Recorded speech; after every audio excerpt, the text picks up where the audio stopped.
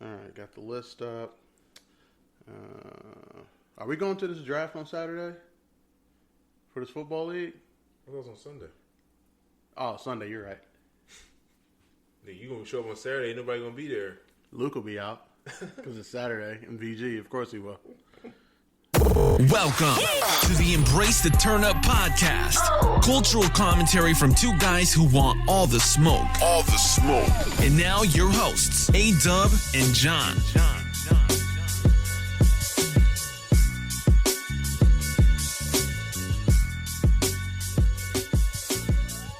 Ladies and gentlemen, welcome back, welcome back, welcome back. Thank you all. You're far too kind. Far too kind. Thank you. We're here. Welcome back to the Embrace the Turn Up podcast. I am your not so gracious host, Obviously. A-Dub, the pod guy. This nigga gave himself his own encore applause. The tribal chief. That was for both of us. Okay, really? I can't tell. Yeah, the phenomenal A-Dub Styles, if you will. The Dub Show. Here. You really do that every Friday? Yeah. And joining me, as always, is the Buckethead Baller. How does your co-host feel when you do that? Huh? How does your co-host feel when you do that? The Dub Show. Well, E-Ray calls me the always constipated because that's how, that's how the song sounds. Sounds like somebody who's constipated. Always constipated. I like that. It's hilarious. I like that. Anyways, joining me as always is the Buckethead Baller, international man of mystery, Rossford Recreation Zone. John is in the building. The guy who joined the fantasy league and got deleted because no one believes that his name was John Smith. Mm-hmm. I love the name, man. It's a great. That made me so happy to read that. I got deleted twice, didn't I? Or just once? Twice. I got deleted twice. So, but it's a great name because nobody ever believes it's my real name. So shout out to Nick Mull. We know Nick Mull, in case you guys are wondering. We know Nick Mull. Nick Mull. That's correct. We do know Nick Mull. One of the highest badges of honor. I feel like I kind of like want to get like a jacket and like have like bat patches on it, like a pin for the pod. So it'd be like something like they used to do in Boy Scouts, like give you the badges. Like generals, like generals. Oh, like generals. So yeah. you want like one for the pod, one for both pods I'm on. You want I know Nick Mull badge? Yeah, I know Nick Mull badge, like a championship one from like the other fantasy league I'm in. That'll help you since I saw that Tubby's is doing like you have to have student ID and driver's license. You just point to the badge. Just point to the badge. Like I know Nick Mull. I know Nick Mull. Come on now. Come on. 5-star general over here. 5-star. 5-star general of this see the badge, party bro? shit. Salute. Come on. Salute me. What you got? Nope. No. Salute me. Officer on deck. Ooh, officer on deck, huh? Going Space Cadet on Space Cadet. Wow. Space Force. Space Force.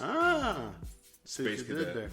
I mean, you do get a pretty spaced out, when you puffing on the ganja. Makes sense. I see what you did there. You a lieutenant in Space Force, ain't you? Just spacing out. Just spacing out. This is lieutenant for spacing out. Yeah, whether it be Michigan's finest greenery or that ass. Damn. This nigga's still talking about that. Oh, you'll never live that down. I might tell that story at your wedding. Because I had something in my eye? Yeah. Like, as I am, like, officiating your wedding, I might tell that story before I even get to the vows. This nigga, man. This dude will push a narrative. You're not going to let me officiate your wedding? No. Why not? Absolutely not. Oh. What if me and your dad both did it? Yeah, that's not happening. Why not? Nope. I'd rather have Luke do it. Really? Really? Nigga, you don't even know how to turn on a microphone. When you was doing Sue's wedding, I almost want to run up to the front and help you turn your mic on. They told me the mic was on. The mic wasn't on, bro. None of us could hear you. It's not on me. You was screaming against the wind. That's how funny that shit was. Look. I mean, your voice can carry, but that wind was strong. People who needed to hear me heard me. So just Sue and the Torah. That's it. They're probably the only two that can hear you. The Subras heard me, and that's all that needed to happen. Anyways, John, how's it going, man? The wind definitely heard you. Going good. I can't complain. Not good. Oh, what? First time ever? Yeah. Because they're still working, slavery hours. Yeah. They are still working me. I had a chill weekend. I didn't do nothing. I mean, I feel refreshed. Are we just taking all of August off out of the streets? Feels like that. Because I don't plan on doing I'm shit not this complaining. I mean, it's nice. It's nice to just chill out. Yeah. And relax. I'm not doing shit this weekend either. I thought I was going to do this draft, and I was like, fuck. We do this draft on Saturday. Sunday. Wow. No, I'm saying, like, I had it in my phone this Saturday. Oh, yeah. And that's why I sent the text to double check. Yeah. I'm like, yo. Because I had it set in my phone at Saturday at 1 p.m. I was like, yo, it's going to be a long day. Super early. Right, again, had it been Saturday, I was thinking, like, yo, it's going to be a long day. But thank God. Thank God. Means I can do nothing on Saturday again. Well, I think even Nick said Sunday fun day in the text after the draft. Yeah, it sounds great. I'm too old for that. Well, if you start at 1 p.m., drink a little bit, you can actually leave after the draft if you wanted to. That'll save you from being there from 1 p.m. till 2 a.m. Does it ever happen that way, John?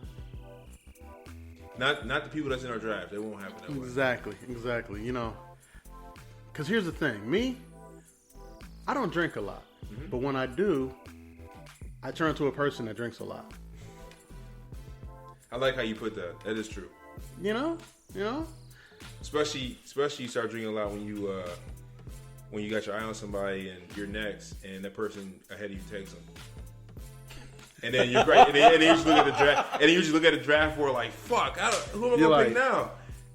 Yeah, fuck. Shot. I mean, you're like, next thing you know, you're doing a shot while you're on the clock. Hand shaking like, How many of us is 10? 12. Deep draft. You gotta. Every pick is gonna count. Deep draft. Yeah. Deep draft. But I'm prepared because I'm in another league of 12, and we do individual defensive players. So the amount of deep diving I'm getting ready to do in the football shit. Mm-hmm. Any players that stand out to you on the? What, individual defensive players? What you do on individual defensive players, you don't pick stars. You don't pick a top. If you pick a safety, you pick a safety that's a run stopper, like my man from the Chargers. I forget it's Derwin James. Mm-hmm. Pick a guy like that. You don't pick the ones that are really good in coverage because they're really good. You don't throw that side. Picking Rodrigo? I would pick Rodrigo. I'm about to say Rodrigo. If they tell me Rodrigo is going to start, I would pick Rodrigo. And trust me, like he may be starting. When I do my rankings, I'm gonna line him up, and I'm gonna put him at like the very end. And if he's still there after the draft, I might. Rodrigo be maybe a solid pick though, just to have him there. Boy, he's looking good. I didn't mean to get on the show. No, it's fine. We'll get to it later. So, okay, so you looking for run stoppers? You look for run stoppers, and you look for middle linebacker. I mean, I'm a big middle linebacker guy. Mm-hmm. Middle linebacker and like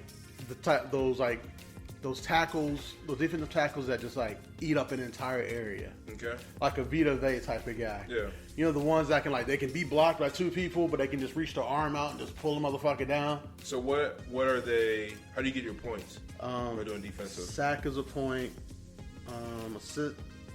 Assisted tackles like 0.25 points. I think solo tackle is 0.5 points. Pick is like 3 points. Okay. And then obviously if your player scores a touchdown, you can pick as many middle linebackers as you want.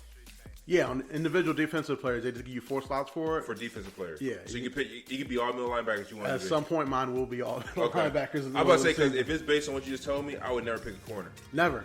Never pick a corner. Never. And that's truthfully, like, because the first year we did this, because I've been in this league since college, we was like, let's try it out. I'm like, all right, because it was like a brand new feature. Nobody was doing it.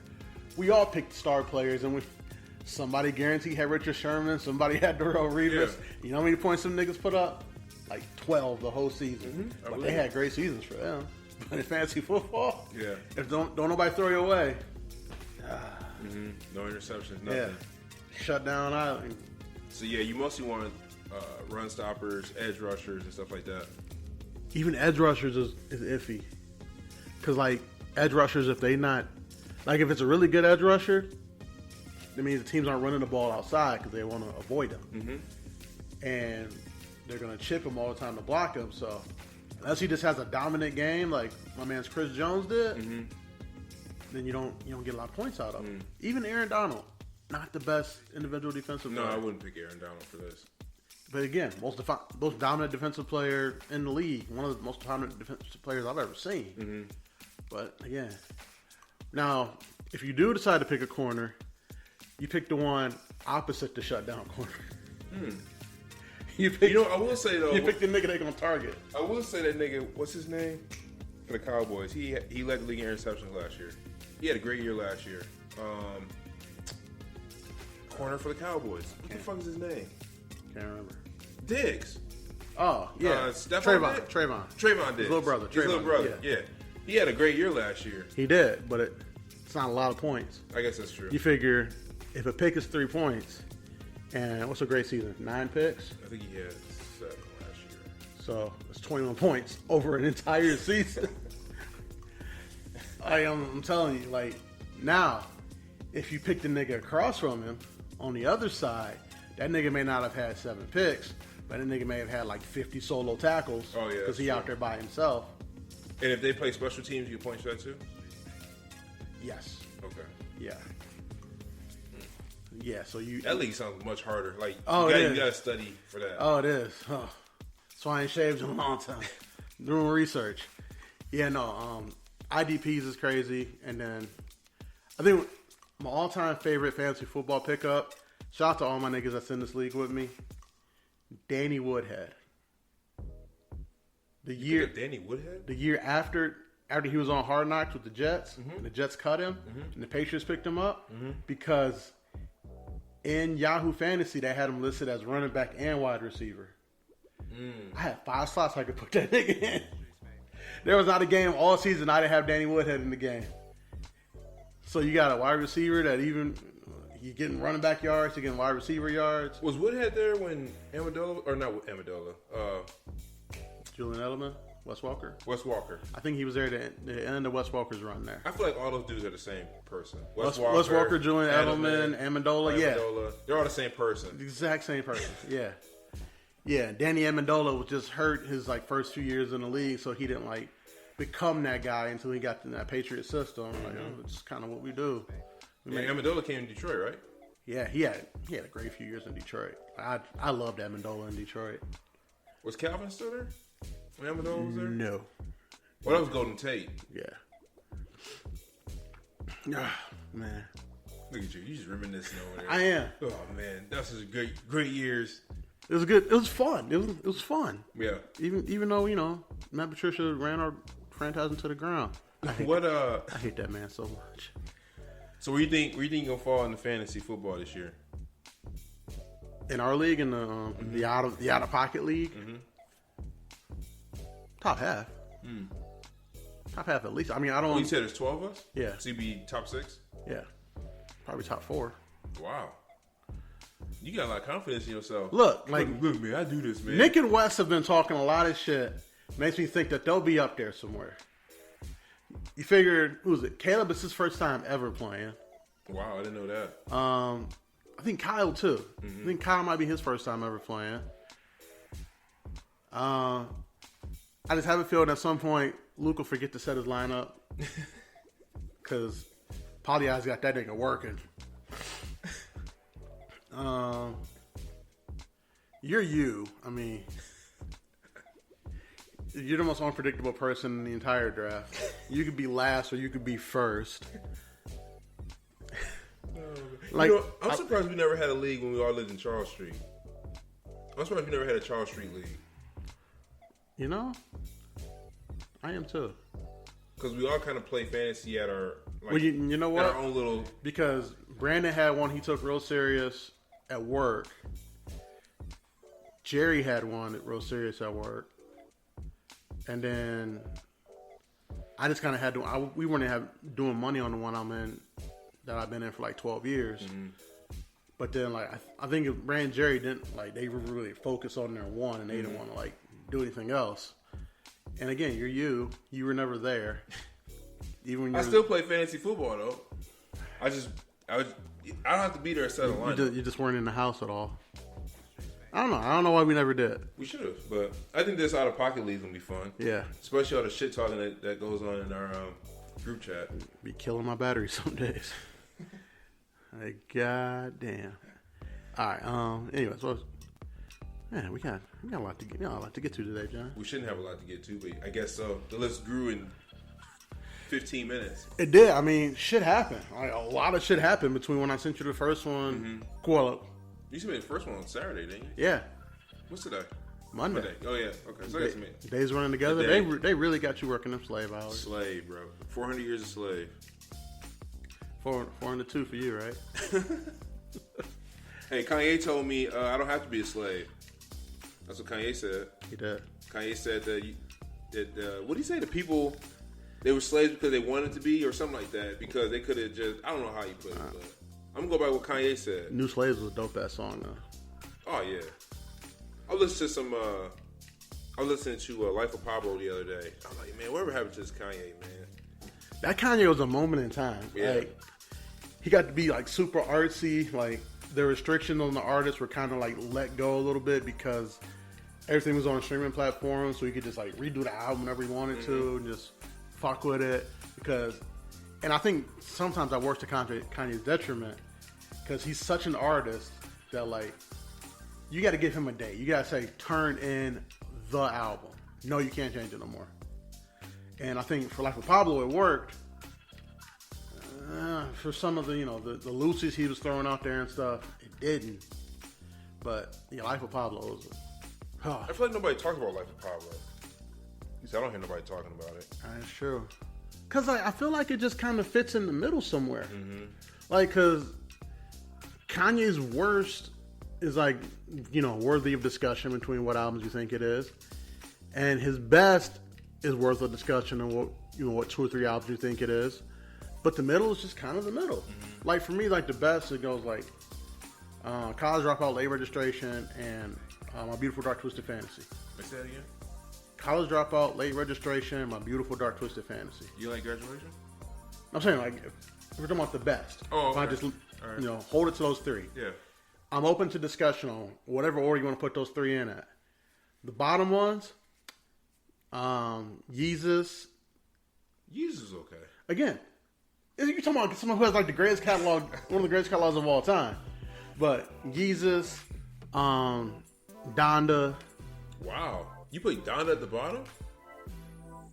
Are you for real? Again, I like the album. But if you're talking about... To me, I thought Donda was better than Yeezus. See, that's what I'm saying. Like, these are open to debate. Okay. And then I'm not sure what like the third one would be. Wow, you didn't even put Ye down there? You know what? Ye. Did you even listen to Ye? Ye's the worst one. Okay, I'm about to say. But the other 2 is probably Donda and Yeezus. What about Kids See Ghosts? I don't count that. Because the compilation album? Yeah. Because if we're counting compilations, then you got to put Watch the Throne in that top 3. You got to make it top 3 into a top 4. Because Watch the Throne is a Kanye album with like some Jay-Z verses on it. You dig what I'm saying? But that's why people don't talk about like Life of Pablo, because it's just nestled in the middle somewhere. It's like 4, 5, or 6, depending on the day, depending on what type of Yeezus you like. It's in the middle. So would you put Graduation in the top 4 or bottom 4? Again, it's in that 4, 5, 6 range for me. Okay. What about 808s and Heartbreak? That's like 7. And again, love all these albums except for Ye. So what's the bottom? So Ye is bottom. Ye is the bottom. What about Jesus King? That's probably somewhere like right above Yeezus and Donda? Yeah. Really? You think Jesus King is better than Donda? I should say, but below. I'm sorry, below. Oh, below. Okay. Below. All right. Below. I'm sorry. All right. I thought Donda was an absolutely great album. I really did. I thought it was good. I feel like I'm in the minority of that. I thought it was good. I didn't think it was great. For what? Okay, so last time we heard Kanye was Jesus is King and Ye. Compared to those 2, Donda was great. That's fair. That's totally fair. That's what I'm comparing it to. But if you compare it to the original 2, Kids See Ghosts is in there too. So Ye, Kids See Ghosts, Jesus is King, and Donda. Donda's better than those 3 albums. Yeah, easily. The Conway verse makes it better alone. It's Conway and West Side Gun. And Fabio. Yeah. Yeah, there's some hits on Donda, man. But yeah, anyways. So would you say Kanye's best album is? Oh, I already know what it is. Anyway, I would go College Dropout. That's his best album? Yeah. So as you just say, My Beautiful Dark Twisted Fantasy. Yeah, it might be two. That's two. That and Late Registration. Late Registration is my favorite Kanye album. Like, to me, I think College Dropout's a better album, but I think Late Registration is like Ye at his final form. If you get what I'm saying. Like, and it was My Beautiful Dark Twisted Fantasy. It's like Robot Frieza. Golden Frieza, if you will. Okay. Final form, just a step above. Yeah. What came out after that? Well, was that Yeezus? Or after My Beautiful Dark Twisted Fantasy? Yeah, I can that was definitely Yeezus. I can tell y'all. Or was that Life of Pablo? No, it was Yeezus. Let's see. My Dark Beautiful Twisted Fantasy came out in 2010. And it was Yeezus. We're skipping Watch the Throne, and then Yeezus. Oh yeah, Yeezus 2013. Yeah. Because I remember, because a big part of Yeezus was Chief Keef, and like Chief Keef blew up when Watch the Throne came out. So that's kind of how I remember those. Because Chief Keef was a moment for these kids, man. Shit crazy. I'm ready to go back and listen to Ye. I don't remember any of these songs. The one song I like on Ye, let me see if I can find it. It might have been The Signal. Whoa. What? Oh, shit. This is some cool jazz over there? Some elevator music? I don't know what happened. For some reason, my phone decided to start playing Dreams by Fleetwood Mac. Great song, but... Not the song you were looking for? No. I thought about Killing You today. It was hilarious. I think Yikes was the song that I thought was good. There's only one song on here that's really good. What's that? I think it was either Yikes or All Mine. I think it was Yikes for me. Yeah. So I remember when this came out, I was down in Miami visiting Sub. Shout out to Sub. Shout out to Sub.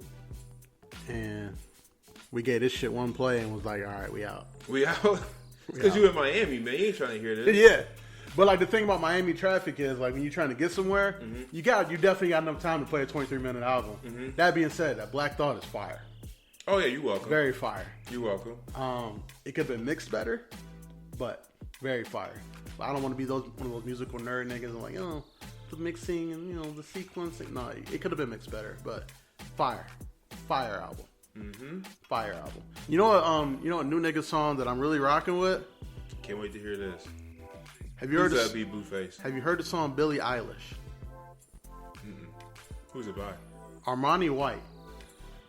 It's kind of cold. I'm not gonna hold you. Looking at me. What's that song? Nori. Yeah. Yo, Nori. Yeah.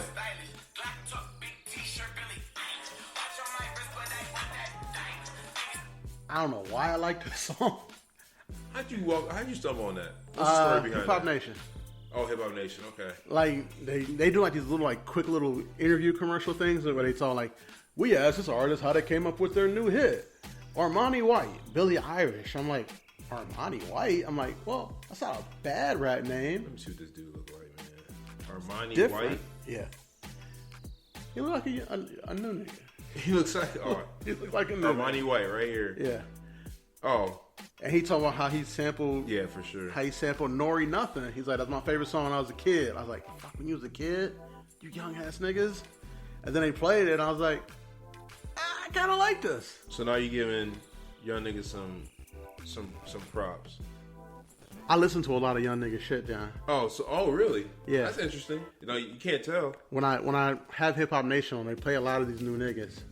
You don't look like, I can't tell that you listen to new niggas out here, the way you be talking. Well, that's the thing. That's why I talk about them the way I do. Why? Because I heard a lot. I'm not impressed. But Armani White, Billie Eilish, I like it. You like that, but you won't listen to NBA YoungBoy. I have listened to NBA YoungBoy. I've listened to a lot of NBA YoungBoy. I just don't like it. You listen to that, but don't listen to Playboy Cardi. I think Playboy Cardi is the worst rapper I've ever heard. Wow. You should have seen about Trippie Redd, so. Oh, they can tie for that. They can tie for that. They can but you listen to a nigga named Armani White? Armani White's actually a good rap name. Oh, okay. I'm not talking about his name. I'm talking about you listen to him, but you won't listen to Playboy Cardi. Oh, I mean, I have, and he's ass.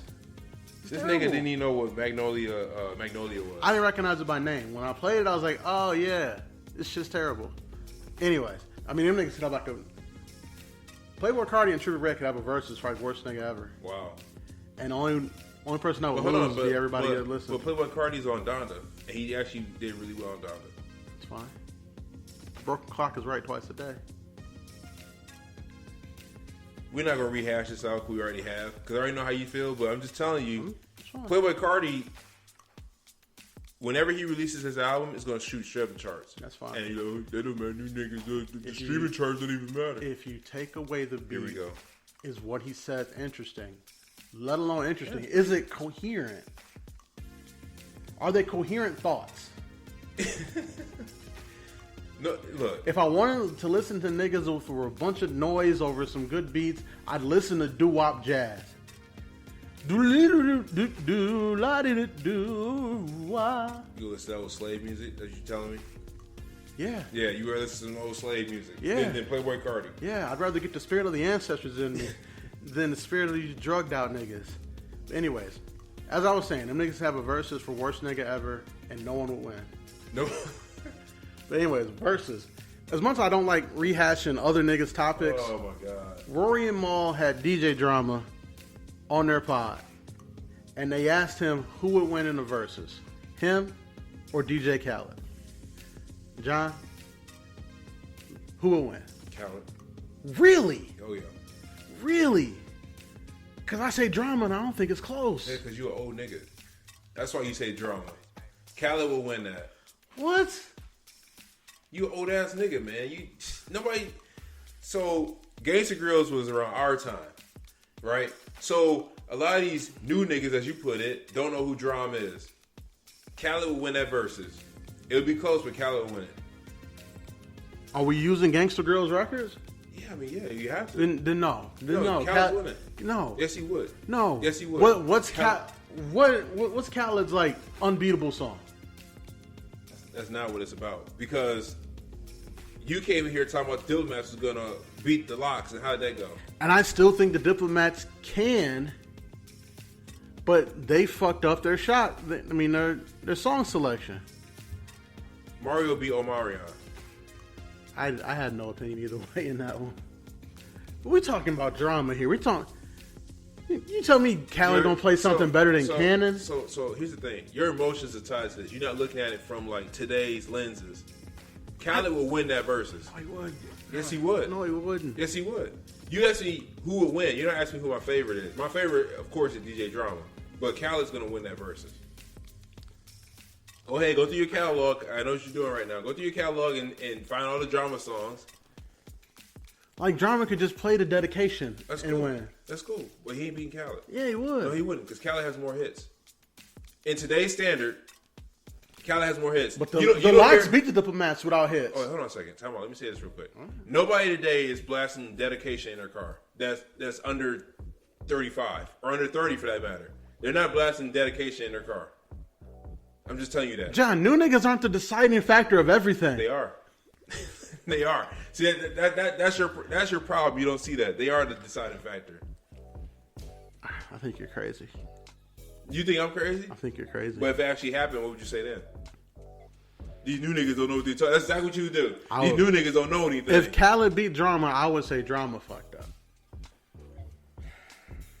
I'm telling you right now, if they had this versus in 2005, 2006, you're right. Drama would win. Khaled didn't have a catalog in 2005, 2006. Okay, no, this is what I'm saying. Take Khaled's catalog, right? And let's put it in 2007, 2006, 2007, 2008. Drama will win. Because then Drama should still win. I mean, that just means that Drama has the better catalog. No, what you're saying is that Khaled has the most recent catalog. Correct. That's what I'm saying. So that's bullshit then. Nobody will listen. Who has the better catalog? The better catalog? Yes. That doesn't matter. Because the Diplomats had a better catalog. They just didn't utilize it. And they lost. All right, so then we're talking about two of the greatest DJs of all time. So utilization is not a problem. Who has the better catalog? Who would win that versus? Khaled. Khaled win that versus. Drama's my favorite DJ, but Khaled win that versus. Who has the better catalog? Oh my god. Did you hear what I just said? I said Drama is my favorite DJ. So of course I'm gonna say Drama. So Drama has a better catalog. So then Drama will win that versus. That's not true. That's not true. So then, all right. So That's true. if Drama has a better catalog, that means that you think Khaled will match his records up better with Drama's. What I'm saying, to the point, yeah, to what you're saying. But what I'm saying is, in today's standards, nobody's listening to a Gangsta Grillz mixtape. I'm not worried about today. I'm asking you catalog. Like when Drama plays Cannon, what the fuck is Khaled gonna come back at? Where he can play Cannon, but how many people know Cannon? a lot of people. Really? Yeah. All right. So I want you to go take that little mindset you got, ask them little niggas that at Bowling Green and see how many people know Cannon.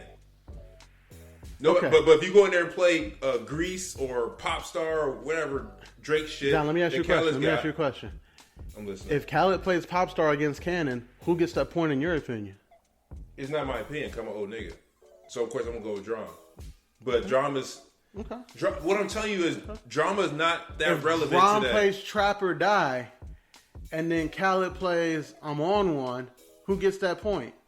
See, you're not. If you're the judge, I'm asking you. If you're the judge, I don't want your opinion of what you think little niggas like. I want to know you're the judge. You judge who won that. Drama plays Trap or Die. Yeah. Khaled plays I'm on One. Yeah. Who you giving the point to? I get a Drama. Okay. Cause I'm an old nigga. I grew up with Trap. Trap or Die was one of my favorite songs back in the day. So that's what I'm saying is like it. No nigga under 30 is listening to Drama. No nigga. But I guarantee you even listen to some Khaled songs. I listen to a lot of Khaled songs. There you go, man. It's all about today. Khaled's bigger today. So Khaled I'm not will win saying the verses. Khaled's not. I'm just saying like Khaled will win the verses, bro. He would. I hate to tell you that. But you the same nigga that thought Diplomats was going to win that verses. I did. And to this day, I say the Diplomats fucked up. They Exact fucked same up. thing, bro. They got out here with some Pharmacy for Life niggas who know they catalog up and down, and then the lock showed them that, yo, y'all a group of rappers and we a rap group. And I was like, oh. I knew That's funny. I knew the Diplomats went for a long day when the lock started that shit off with Fuck You. And I was like, this ain't even a hit. Yeah. But It's just how they to the perform. niggas that know, It's just how they performed it. yeah, and again, the name of the song is "Fuck You." Like that's the type of energy you come out with. Mm-hmm. But like, no, No, I really believe Khaled will win that verses. Khaled would not. No, Because let's say there's a crowd, right? Or it's not really a crowd, but Drama play Trap or Die. Everybody our age would be fucking rocking out, right? Mm-hmm. Most niggas, the generation below us, they be like, "What the fuck is this?" Then Khaled plays what's that Justin Bieber song he got? The fucking what's it called? I'm on one. No, what the fuck is it called? I can I can hear hear them. the I beat can in my hear them head. in my head now. What's it? I don't know. But he'll play some shit like that, or he'll play that Rihanna joint he got. Like, come on, man. It's just like I said, Drama's my favorite DJ, but Khaled will win that verse. So all right, so John, you're scoring the battle. They got 20 records. Drama wins what score? No, I said Khaled wins. I said you're scoring the battle, not what John thinks little niggas would like. You're scoring the battle.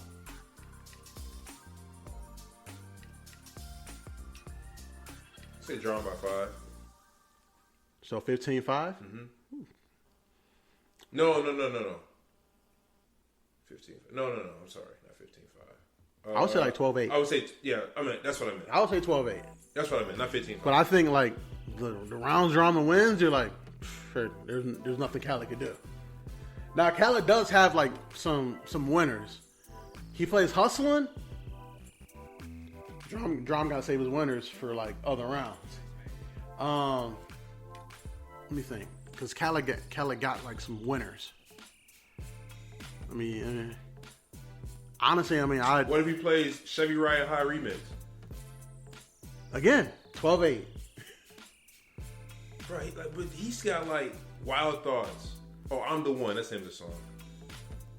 For free. He got all those Drake joints he got. I got the keys. Bruh, that song is trash. I know. I just want to say it. I know what you hate it. All I do is win. All I do win is a W. How about Nas album Done? Yeah, I remember when I heard that. That's when I was like, all Nas needed is some good ass beats. Here's the fucked up part. Nas album Done, and then the next Nas album was that Nasir album that he did with Ye. Mm-hmm. Like, he fooled us.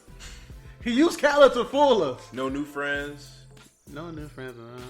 Nas album Done. Yep. No new friends. No new friends. We Taking Over. That's not, to me, that's not an automatic W. It was big for him. Take It to the Head. Dedication. Just the song dedication. Sports Center. I'm So Hood. I forgot Drama got the Dream Chasers mixtape. Mm-hmm. House Party. I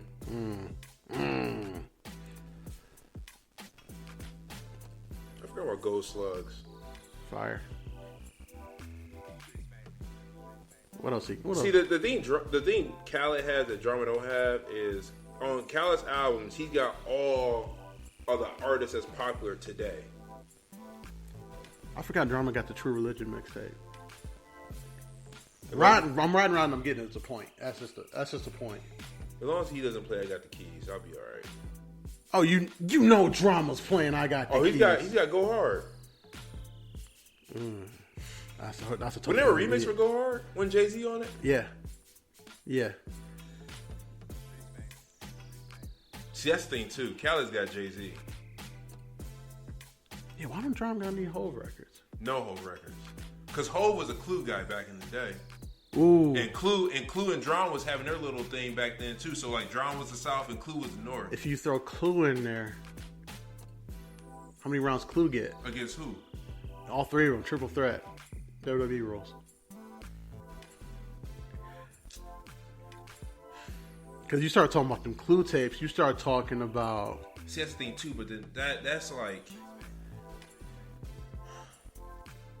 You start talking about the Change the Game remix. I think Clue will come in third, honestly. Really?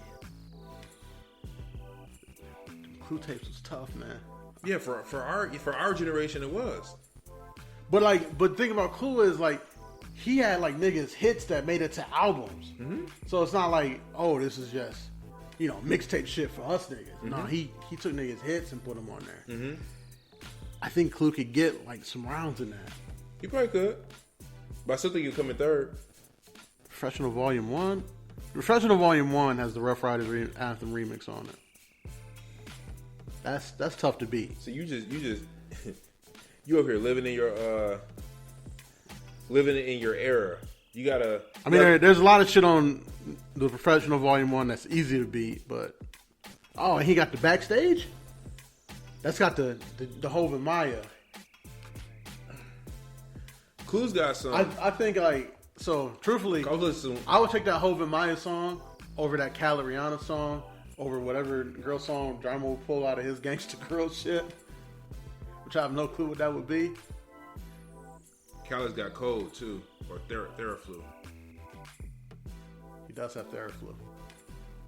That's a tough record. He's Theraflu. All right.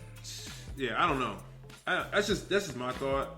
But I'm a bigger Drama fan than I am Khaled fan. Oh shit! Is this Khaled album coming out this Friday? I thought so. God did. Huh? I think there's a video of him like crying on Instagram or something. Cause he's crying on the cover of this. On that light skin shit, man. Did you see that Drake meme where he's talking about I needed this? No. It was a meme of Drake like laughing. It says Drake the type of dude to be laughing with friends and softly saying, "Oh yeah, this." I did." That shit was funny. I did. Oh yeah. I was like, damn. They right though. They not wrong. They are not wrong. All right, John. You got the Khaled album. What you call it? track list right there? No, it wasn't. It's not. Oh, they listed didn't yet. release a track list yet? Let me see. What's it called? God did. God did. God did. Track list. They didn't believe in me. God did. You know he gonna say that, right? He probably will, man. You think Khaled's corny? No, I do. I think he believes everything he says. Oh, so. But I So he's also, just like- I think at this point it's more of an act. But like when he like really started with like "We the Best," I think he really believed it. And when he was like another one, he really believed it. I think more of it now, since he became the Snapchat superstar and this shell man for whatever company is cashing a check. I think now it's more of an act, but I do think he believes everything he says. So I don't know if you heard this, but Khaled said that Jay-Z's actually opening up the album. I did hear that Hov was on multiple songs. And he said that Jay-Z, the intro song that Jay-Z's on, is probably one of the top 5 or 6 songs Jay-Z's ever done. That's what he said. Oh, we'll discuss that next week for sure. So Jay-Z's on multiple tracks. Oh, and Drake is too. Okay. You think Drake's in album mode? I mean, I'm just asking. You know, what, 2 records for Khaled that we know of? I'm sorry, I was reading the thing about Jay-Z. I gave him 4 records because he requested 4 records. The album comes out, adding when you work with Hov, you work with You Don't Ask Questions. You think Jay-Z's in album mode? 4 tracks. Damn, Jay. Listen. I don't want to get my hopes up. But he also hinted that Jay-Z might end up on more than one song too, since he requested for 4 to be sent from Khaled. Damn. Huh. If Hov's in album mode, niggas might want to pack up. What you mean? Like, hey guys, it's been a fun year, but I'm just gonna put these Pro Tools away. You think Jay-Z still got it? Did you hear that? Jay Electronica album? Yeah, that was 3 years ago. That didn't come out 3 years ago, did it? It came out 2020. Am I thinking of the right song? Yeah. The song he dropped when Nas dropped his album? Yeah. He hates Nas. That was 3 years ago? Feels like it. I think it was for for King's Disease 1. I think you're right. That song is so hidden you can't even find it.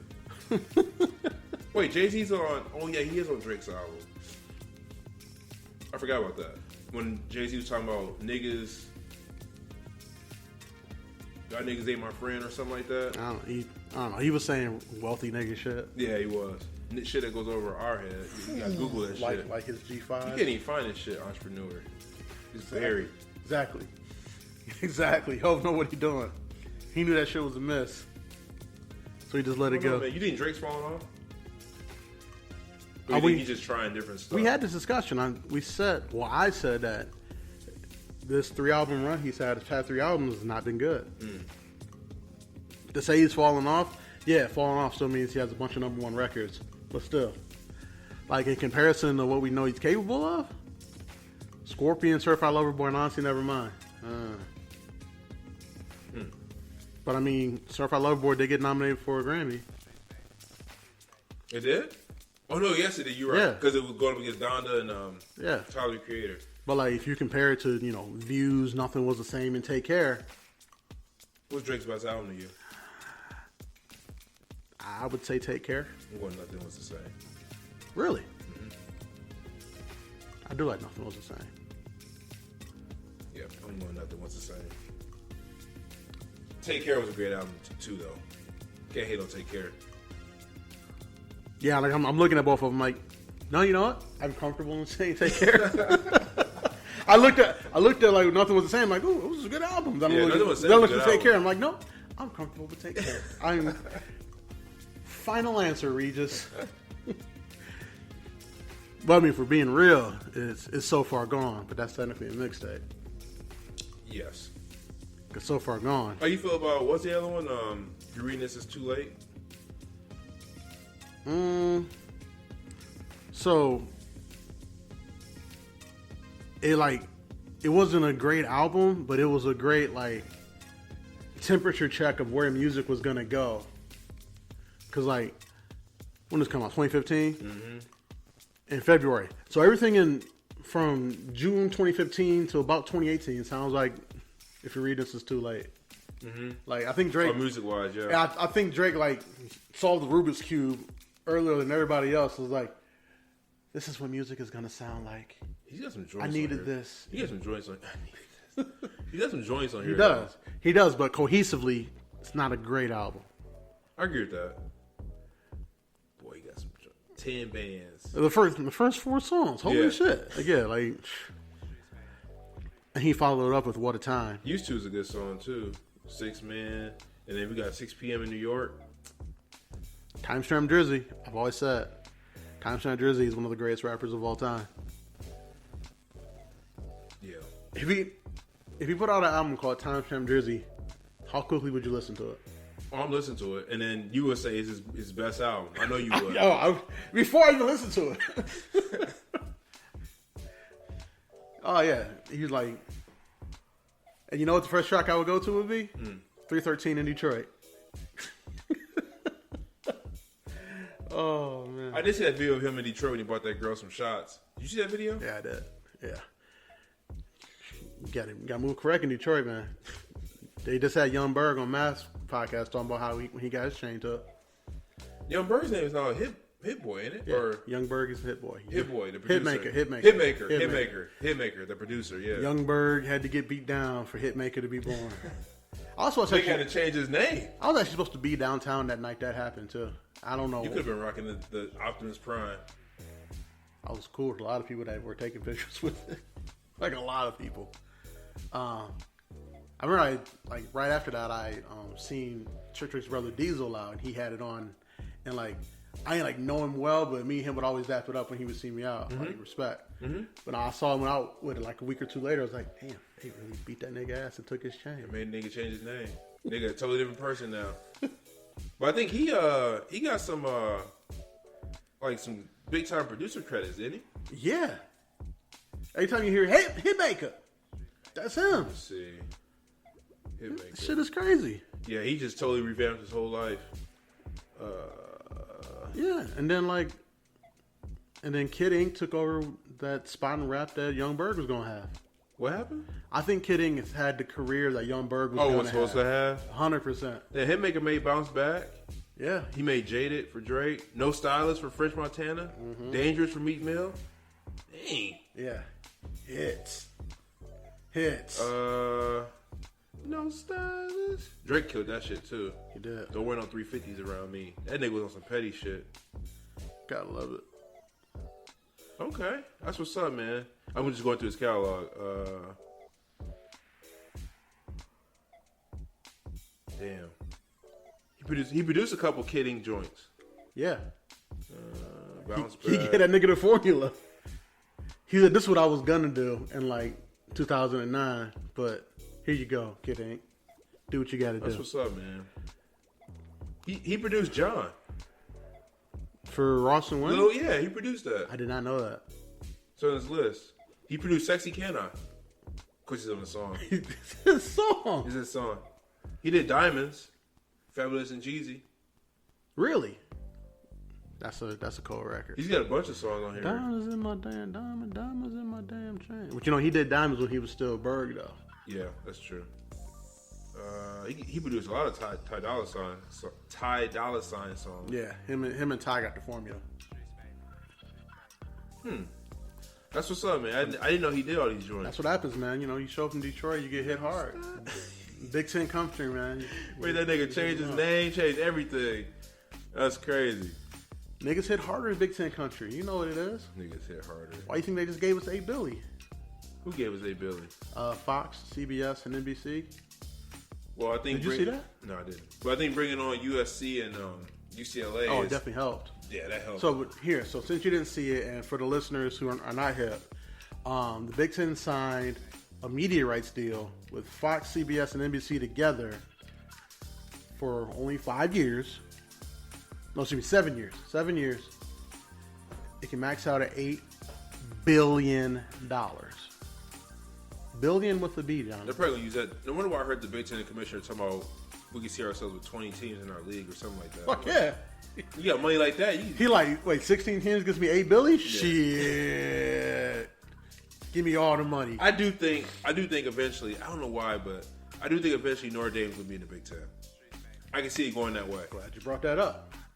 Because Oregon just made some calls like, hey guys, you guys looking for some more teams? Was it Oregon or was it Phil Knight? Oh, it was Oregon.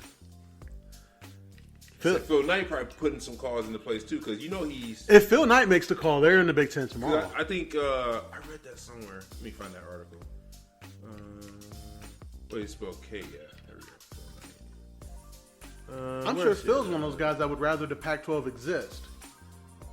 Well, I think he's trying to, because it gives Oregon a clearer path to get places. Oregon in the Big Ten, that's a tough road. Let me see. Hold on a second. I saw an article. Phil Knight backs Oregon exploring Big Ten. Phil Knight wants Oregon in the Big Ten. And I saw something saying that he placed a call. Will Phil Knight be enough to save Oregon's realignment hopes? I heard that he had placed a call to the Big Ten. I read that. I don't know where I read that. Maybe that's the call that was placed. Maybe it wasn't to like university president. Think about it. If you were the Big Ten commissioner, Nike. If Phil Knight called you, let's be real. You took that call over as the Oregon athletic director. Kevin Warren has Phil Knight's number. Let's be real. Let's keep it a buck here. Yeah, absolutely. He looks at hey Phil, on a first name basis. Yeah, I guarantee you, Kevin Warren and Phil Knight are on a first name basis, 100%. So let me ask you this: if we get, let's keep it. I think we get Oregon, Stanford, Washington, Oregon State, and Notre Dame. I think that's how it shakes. I think that's who we pillage out of. Okay, so let me ask you this: let's see if we get all these teams. Where do you think Michigan's gonna fall? So it's the top. You think Michigan's gonna be at the top? I think Michigan's better than every Pac-12 team. Yes. Currently. Yeah. I think USC's gonna get better with Lincoln. USC. I said currently. Okay. USC's gonna get better. You're gonna get better. They're gonna get. They're loading up. The cannon's out the holster now. They took their quarterback from Oklahoma. If there's one thing Lincoln Riley can do, he can fucking recruit, and he could already recruit. He was recruiting kids to come to fucking Oklahoma. Yeah. Now he's like, hey. He's in South LA South or Beach. What's up? South Beach. Not South Beach. It's South Beach. Oh, Lincoln Riley in Miami is terrifying. He's it's like South LA in there or something like that. What do they call it? SoCal. I'm in SoCal. Yeah, SoCal. Yeah, come on. Come to sunny Southern California. Yep. Come fuck some Hollywood bitches. You want an NIL deal? How about an NIL deal with a movie studio? Yeah, you're right. Sound good to me, right? So let's say Lincoln Riley builds USC back to prominence when they were dominant back when we were younger. So another thing I'll say this too. So Big Ten Network has been traveling around going to different training camps, all the training camps. They said Michigan had the best training camp they've seen this year. And they said Michigan easily could win the Big Ten. But with that being said, Ohio State's number 2 in the country this year? Yeah, I was going to say, for Michigan, it's a one-game season. Okay. So I was wondering what you were going to say. I truly believe that. Sure it's a one-game season? Because I feel like Michigan State's got our number. I don't know. Fuck that. Oh, really? Fuck them? Fuck that. Yeah. So what's his name? Is it, who's the coach up there? Is it, what's that black dude's name? Can't remember his name right Me either. You telling me he ain't got Harbaugh's number? Because Harbaugh hasn't beat him yet. I think he got lucky as fuck last year. You do? And so did the voters. Hold on a second. Mel Tucker. So Harbaugh played Mel Tucker twice and lost to him. You don't think Michigan State got lucky last year? You know what happened last year? It was a fumble and they called it back. Yeah. Because we got that fumble and scored a touchdown, and the referee was like, "Nah." Yeah. Nah, remember us? That's my point. Remember us with the same refs from the Ohio State game That's my point. 6 years ago. JT was short. That's my point. JT was short. Michigan State got lucky last year. I really believe that. I forgot about that fumble, actually. Yeah, again, for us, it's a one-game season. And all we have to do is not blow it until that Saturday after Thanksgiving. Let's be honest, Michigan's going to be stacked this year. I mean, Ronnie Bell's back. It's a good-looking year, but look. You think we're going to win out until we get to Ohio State? Yeah, I do. Is a pick'em game after that? Yeah. Because now they know what we're coming with. in your heart of hearts, you think Ohio State beats this year? No. You said that way too quickly. You didn't even think about it. I think we won by touchdown. What did we win by last year, John? 4 touchdowns? I think they closed the gap by 3 touchdowns. We went by a touchdown. There's no way you really believe that, don't you? Yeah, I do. And I think it'll be a late touchdown that we win by because C.J. Stroud is good. I think we win by keeping the ball out of his hands at the end of the game because that kid's good. Mm-hmm. Like, we lost his 2 best receivers, but I mean Ohio State did re-up. So I was gonna say, it don't matter. Like, they got the second best receiver core in the conference. The second best. I think it's like Nebraska has like some dogs. Oh, do they? It's either one of those red teams, Nebraska or Wisconsin. Got some dogs that think you got a quarterback to really throw to them. Yeah. But yeah. Well, it speaks that they are going to be number 2 in the country, though. Because I mean, you got Alabama's number 1 again. Mm-hmm. Then it's Ohio State. So they're going to be tough. Yeah, that's what I'm saying. Like, I mean, but we're 6. So with USC coming over, you're not worried. With Lincoln Riley building them back up. Michigan State is only going to get better. You know that, right? Be Mel Tucker's 3rd year. I mean, don't get me wrong. The conference gets better. So, yeah, there's a little worry there. But I think Michigan doing as good as they did last year kind of stamps Harbaugh's thing in place. And kids who want to play that way, you're like, oh, that's where I go. Mm-hmm. Like, it's like when Bama got the first one when Nick Saban was there. And then they sent all those kids to the NFL. All the kids saw it and they said, oh, I want to play that way and I can get to my next level. That's where I want to go. You get what I'm saying? Like, if you get a bunch of kids who are like, oh, I want to play hit you in the mouth fucking football. That's just what I want to do. Who did that better than Michigan last year? Well, I feel like all the teams in the Big Ten kind of play that way. Except Ohio State. Who did it? Who did it better? Oh, Michigan did. That's my point. So, I don't know if you said this last week or I heard somebody else say this. I don't know if it was you or somebody else on the podcast. You said it on the podcast last week or I heard it at work. But you brought up an interesting point. They said, what USC going to do when they have to go play Iowa and Iowa lines up in a 2 tight end set? That was me. Oh, it was you that said that. That okay. was me. When they see a 2 tight end set for the first time, I'm like, what the fuck is this? That's what I was saying about like USC, like the entire, like all of their trips. Like, yeah. What the fuck? Why Michigan got 12 tight ends out here? Why that running back so big? Like, yeah, like hit you in the mouth football is different, man. But that's why Derrick Henry is so good in the fourth quarter because he just keeps punching you and punching you and punching you. 3 yards here, 3 yards there, 3 yards here, 3 yards there. And by the time the fourth quarter comes around, you're like, fuck, my shoulder hurt. And then that nigga's shoulders don't hurt because he's built different.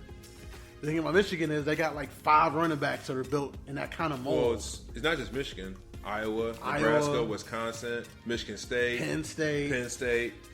And the thing, Ohio State is more of a they're a finesse team. They're more of a finesse team. They're a finesse team. Yeah, they are. That like every so often they get a dog running back, but they're a finesse team. Yeah. Like they get a J.K. Dobbins, they get an Ezekiel Elliott, who you're like, oh shit, might be the best running back in the country. Mm-hmm. But you're like, finesse team.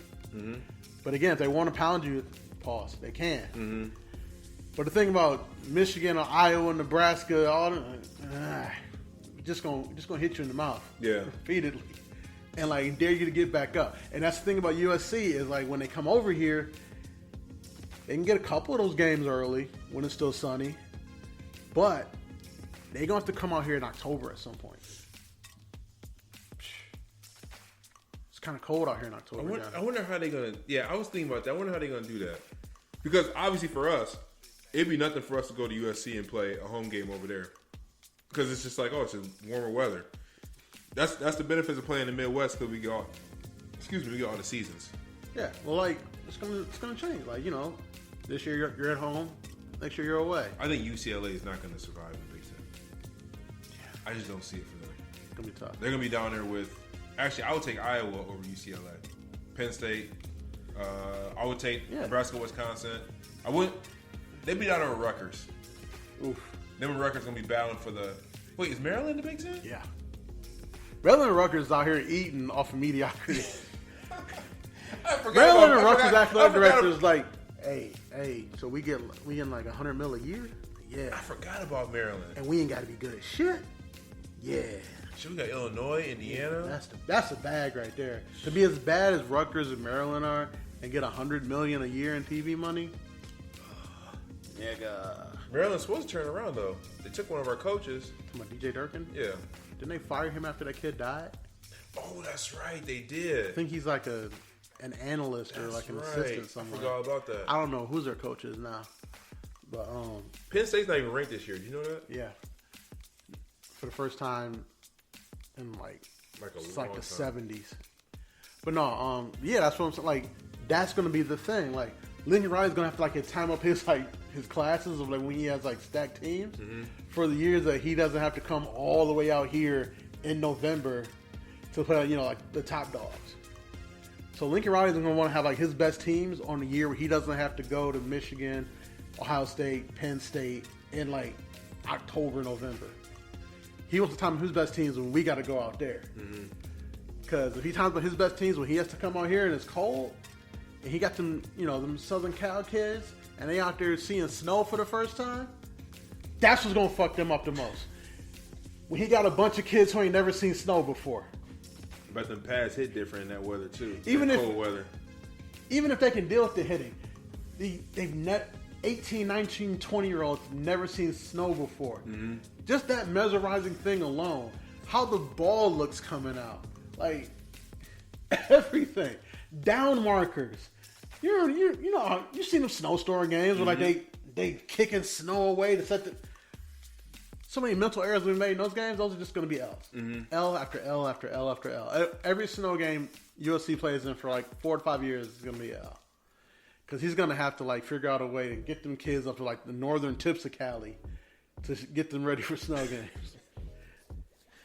So I just pulled the rankings real quick while you were talking. So you got Alabama at 1, Ohio State at 2, Georgia at 3, Clemson at 4, Notre Dame at 5, Texas A&M at 6, Utah at 7, Michigan at 8, Oklahoma at 9, and Baylor at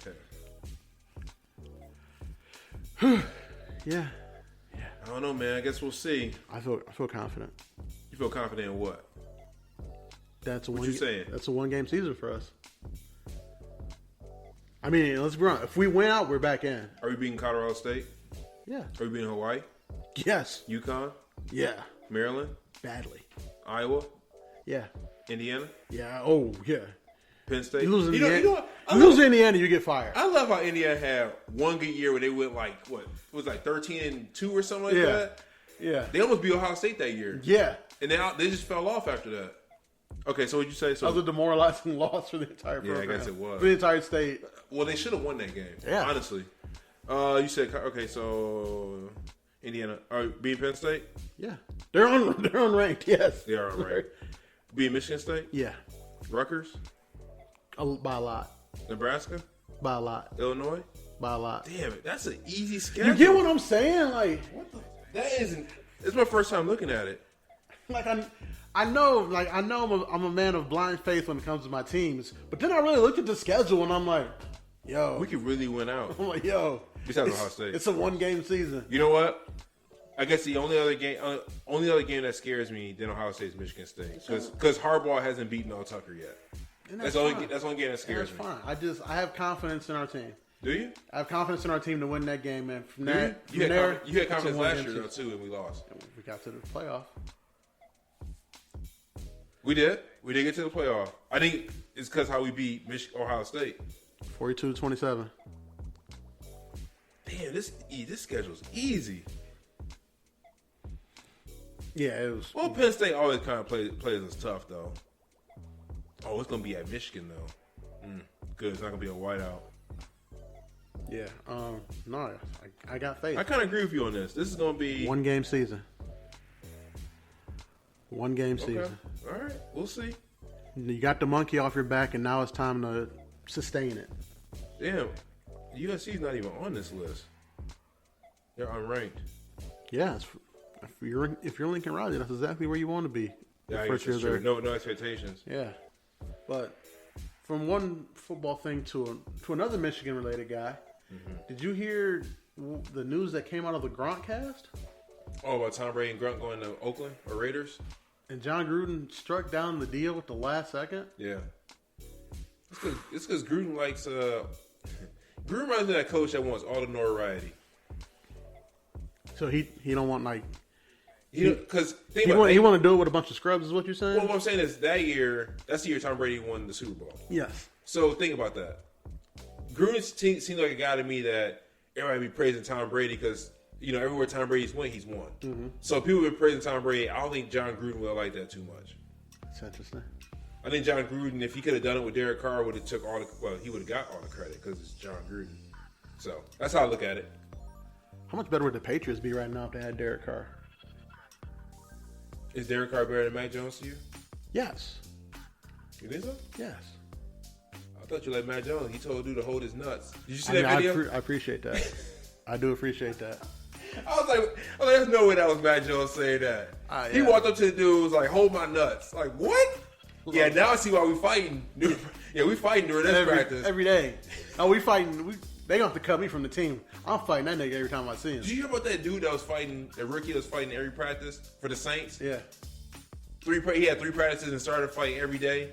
Because it's just saying crazy shit. Yeah. I also come across the thing. Did you ever know that year Mario Chalmers and LeBron got into it, that Mario Chalmers told him to stop playing like a bitch? I did see you sent that to me. And where's Mario Chalmers at now? Exactly. Hall of Fame? Hall of Fame where? In my heart. Ooh. In my heart. Because he said that to LeBron? Yeah. But so I did the research because I didn't want to hashtag get ball sacked as ESPN did. Mm-hmm. Quote stuff from ball sack. ESPN was that? Oh no, that was ESPN Ball Sack Sports. Yeah, you're right. I didn't want that to happen to me. Yeah. But Mario Chalmers said it. He if you know LeBron, you know his trigger word is bitch. And I was like, Oh, so Draymond, So I'm like, that explains. You know what's crazy? I saw Draymond's wedding and LeBron was there. Yeah. Rich Paul. Yeah. So things is just cool now? They're friends now, I guess. But Mario Chalmers told that man to stop playing like a bitch. So here's the thing. So and I was like, Mario Chalmers might be John. Y'all kind of look alike. He channeled his inner John. Look. Because I know you would say that to him. So let me back up for a second. Cause I want to make this clear because I know how you are. I'm sure if Draymond called you a bitch, you wouldn't be at his wedding. No. We'd be fighting every time I saw him. For LeBron, it's a trigger word. For me, it's like, nah, you got to go. So what kind of trigger word? So there's 2 different triggers, right? There's a trigger where somebody call you a bitch, you react, or somebody calls you a bitch and you shut it down. Like you just mentally just you know what I mean? Like you're just like, I don't want to be here anymore. So what kind of trigger word is it for LeBron? Did they win that series when he called him a bitch? They ended up winning the title that year. That's the year they won the title when he called him a bitch? Yeah. Okay. And then when Draymond called him a bitch, what did he do? He won the title that year. I mean, see, man, give LeBron some credit, man. No, he's what? Third best basketball player of all time. He's a what? Third best basketball player of all time. Who's your top 2? Michael and Kobe. Well, at least you're not Nick Wright. It made Michael Jordan third. That's nuts. Who's his number 1? I'm pretty sure it was Kareem. Kareem. Okay. If I remember correctly. I don't know. I like Kareem, but Kareem couldn't lace Jordan's shoes back in the day. Let me see. Nick Wright. I don't know. I just saw it and that whole list stressed me out. Yeah, well, you sent it to me and I saw it wasn't complete yet, and I saw Jordan at 3, and I started reading it. There's no way you want me to even entertain this if Jordan's at 3. I got it right here. So, no, Kareem was 2. LeBron's number 1. LeBron's 1, Kareem is 2, Jordan is 3, Magic is 4, and Duncan is 5. He's got Shaquille O'Neal at 9. That is nuts. This is the craziest. So hold on. So you telling me Shaquille's not better than Olajuwon? Who? I'm not saying that. I would take Shaquille. You know what? Granted, I'm kind of biased because when Shaquille O'Neal played for the Lakers, he was unstoppable. But you know what else? He was also unstoppable when he was on Orlando Magic. I was gonna say nobody could stop Shaquille O'Neal. Here's people don't understand. Prime Shaq was not guardable. He was not guardable at all. At all. Honestly, I would take Shaquille O'Neal over Kareem. That's fair. I would too. And he's actually killing it at 9. Behind Olajuwon, Bird, Bryant, rest in peace, Duncan. You know what? He probably does that because of the end of Shaq's career when he was just bouncing around. But when Shaq, but hold on a second. But the Shaq's prime was so dominant. When Shaq was calling himself the Big Cactus, or when Shaq was trying to win one for the King, remember he said that, win a ring for a king? I don't count those years because the years he was so dominant, it just overlooks the shit that he did for Phoenix, Boston, and Cleveland. I agree. He has... Okay. I honestly believe Giannis is better than Kevin Durant.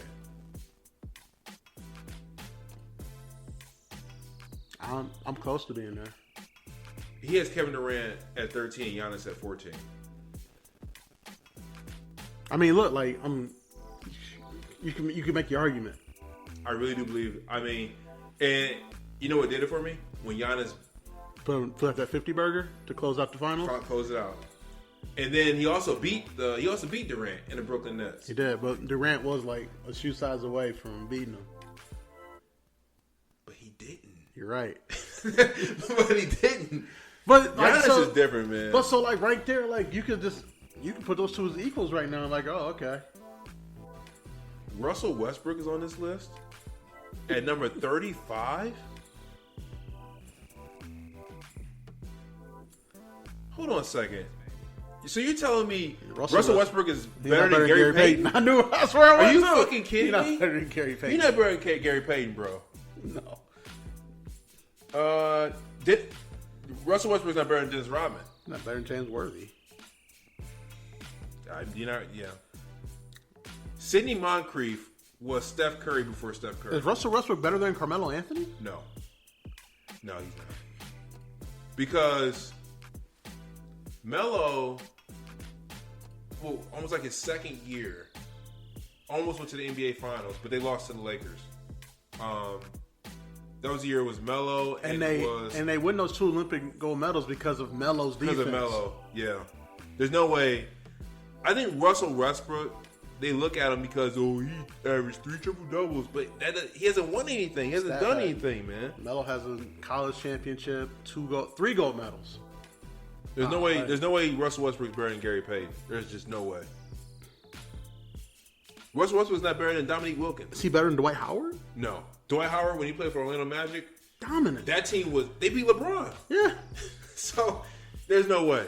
They won the finals if Courtney Lee don't blow that layup. Correct. That's true. Will Courtney Lee ever live that down? This dude has James Harden at 25. That's nuts. And Iverson at 30. James Harden's not better now than Iverson. He's not better. No. James Harden's not better than Scottie Pippen. James Harden's not better than Jason Kidd. I agree. Why is Rick Barry at 26?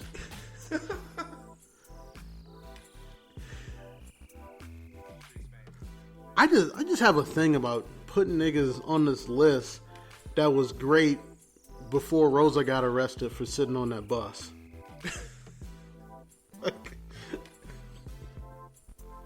I don't know, man. Oh, man. It just bothers the fuck out of me. I don't know if you heard me, but thank God Bob Cousy isn't on this list. I'm surprised he didn't make the list. If Mad Dog was making it, Bob Cousy would be like number 3. Luka, Dwayne Wade. Luka at fucking, what was it, like 12? Luka's at 20. Luka's not better than Chris Paul. No. Chris Paul's behind Luka. Chris Paul's the most complete point guard of all time. If Chris Paul had a ring, Chris Paul would go down as the greatest point guard. Kawhi Leonard? I mean, Kawhi did win a ring in Toronto. I never thought that would happen. Luka will be better than Kawhi.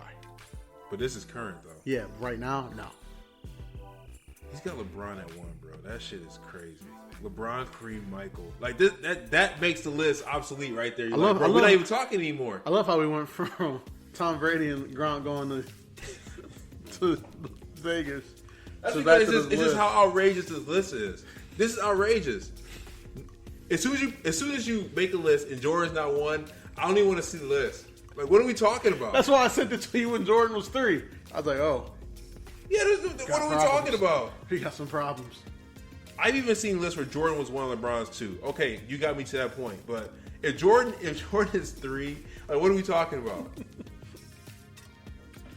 And here's my thing about Nick Wright. He's 10 years older than us. Oh, he's older. Yeah, he's way older. So he watched Michael Jordan play basketball and vehemently decided that LeBron James is better.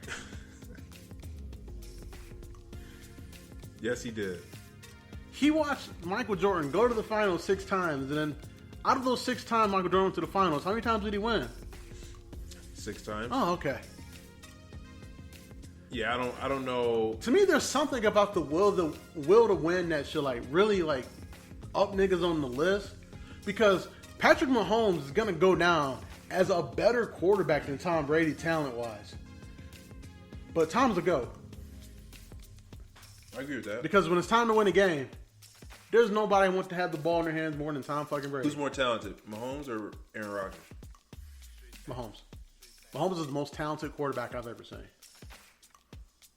So where did you? So let me. What if I said I think? What's that dude's name? Josh Allen. What if I said to you I think Josh Allen is more talented than Patrick Mahomes? Nah, I can't rock with that. Can't rock with that? Nah. What about Herbert? Justin Herbert. I think Justin Herbert's arm is bigger. I don't think he's more talented. You think Justin Herbert's arm is bigger than Josh Allen's? No, Josh Allen has like a military tank cannon going on. And he can also run you over.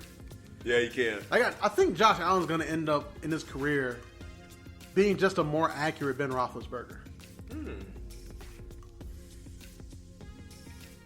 All right, so rank them. Patrick Mahomes, Josh Allen, Justin Herbert, Lamar Jackson. Go. Pat, Lamar, Justin, Josh. Pat, Lamar, Justin. You put Josh last? Out of those 4, yeah. Wow. Yeah. Wow. I mean, but Josh Allen's really fucking good.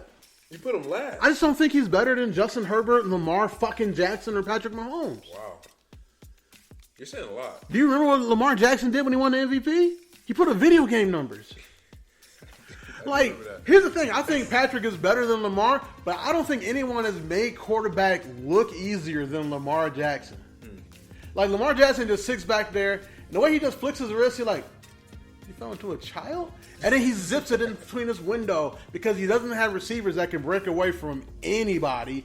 And like, oh, shit. And then when he's just running, you're like, no, that can't be real. What if I told you my list is Josh Allen, Patrick Mahomes, Justin Herbert, Lamar Jackson? I would say you're fucking nuts. Really? Wow. What's the nuts part about it? Is it Josh Allen being one? Yes. Or Lamar being last? Both. Wow. Lamar's won an MVP. Huh? Lamar won an MVP. He did. He did win MVP. I think Josh Allen. Who were his wide receivers when he won MVP? See how you got me thinking about it. Hollywood Brown. Was it Hollywood Brown? And that's it. And a bunch of me's and you's. Was it No, he did play for. And a bunch of me's and you's. Special who? Bunch of me's and you's. Me's and you's. He had Mark Andrews playing tight end. They threw the tight ends a lot, but Mark Andrews ain't fucking George Kittle. No, that was Lamar Jackson. And then that year when like everybody got hurt, the only reason they were in games is because of Lamar Jackson. The only reason they beat us because the referees blew a call and because they had Lamar fucking Jackson. Both of those things had to be true. Referees could have blew that call, but if they didn't have Lamar Jackson, they don't beat us. Because Lamar Jackson gets them close enough for Justin Tucker to hit that fucking world record fucking field goal. Yeah, that was unbelievable. I remember I was laying on my couch. I was like, he ain't making this. I was just laying there. I see he go through the... You know how happy I was that game was blacked out locally? Had I sat on my TV and watched Justin Tucker hit a world record to beat us, I would have thrown my phone through my TV and then thrown my TV out the window. I watched it because I got that bootleg shit, so I was able to watch it. I was very happy.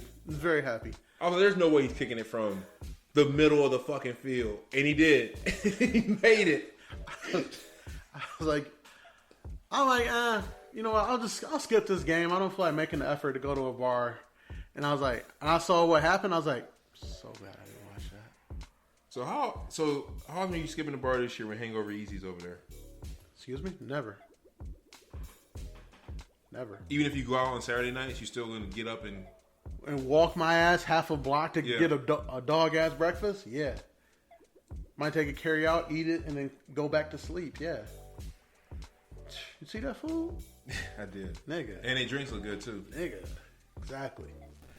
Justin, what? Josh Allen. Josh Allen won, Patrick 2. You really think Josh Allen's better than Patrick? I really do. Sir Patrick Mahomes? First of his name? I really do. I think Josh Allen is that Chief of all chiefs? I didn't throw Joe Burrow in that mix. Well, Broadway Joe got it. He got to do it for more than a season. Oh, one more season? Well, I guess he was hurt. Not last year. He was hurt. He was hurt his first season. Yeah. This season was magical. I need to see it again. Okay. I don't think you'll see it again because, to me, they still ain't got a great line. Yeah. And niggas can't keep getting hit that much. Like, Joe Burrow did what the Lions had always hoped Stafford would do without a line in front of him. He made it work, which props to Joe Burrow. But as Lions fans, we've seen your quarterback can't keep getting hit like that. Mm-hmm. It don't work out for you. It took him out for a year already once. Exactly. It's not going to keep working out for you like that. Like, you hit the lottery. You hit the lottery last season. Congratulations. But as a Lions fan, I can tell you, you let your quarterback keep getting hit, it ain't going to work out for you. How's that division? If you don't believe me, ask Derek Carr's brother. How's David Carr doing? That division's going to be tough, though. Yeah. Oh, yeah. Who you got number one in that division? What division are we talking about? Well, AFC West? AFC North. It'd be Browns, Bengals, Ravens, and Pittsburgh. Now, Deshaun got 11 games. So with Deshaun having 11 games, I'm going with the guy that I think is the best quarterback, and that's Lamar Jackson. You think the Ravens are going to be number one in that division? Only because Deshaun got 11 games. You have no faith in the Bengals. You can't keep letting your quarterback get hit like that, man. And you don't think the Steelers are going to do it? Pickett looks solid. I like Kenny Pickett. Yeah, I like Kenny Pickett at Pitt. Yeah. Shout out to Dan Hess. I think that man's been on vacation since we left Foot and Bay. But, like, I don't know. Like, I feel like they were only, 8-8 last year? No, 9-7, because it was first 17-game season. Mm-hmm. They were only 9-7 last year. Does Kenny Pickett make them that much better, is my question. Well, I think he's better than what Ben was last season. That's fair. So, I mean, that's good for one game, right? Yeah. So, 10-6. But then remember how decimated the Ravens' whole roster was? Oh, yeah, I remember, yeah. There was a bunch of me's and you's at every position. Yeah. I think Lamar was even hurt, wasn't he? Yeah. Everybody was hurt. That team was so decimated by injury, it was ridiculous. But, again, Deshaun being out, I'm picking the best quarterback. And to me, that's Lamar Jackson. Why you take Lamar over Joe Burrow? Because he gets hit all the time. Yeah. So you got Ravens 1, Steelers 2? I would go Bengals 2. Bengals 2. Steelers 3.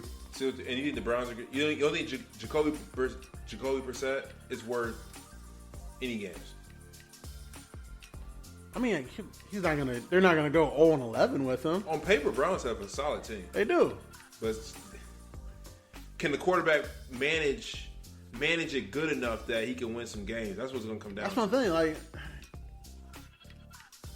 and then don't get me wrong. They could, have only 5 wins when Deshaun gets back, but then Deshaun could rattle off 5 straight.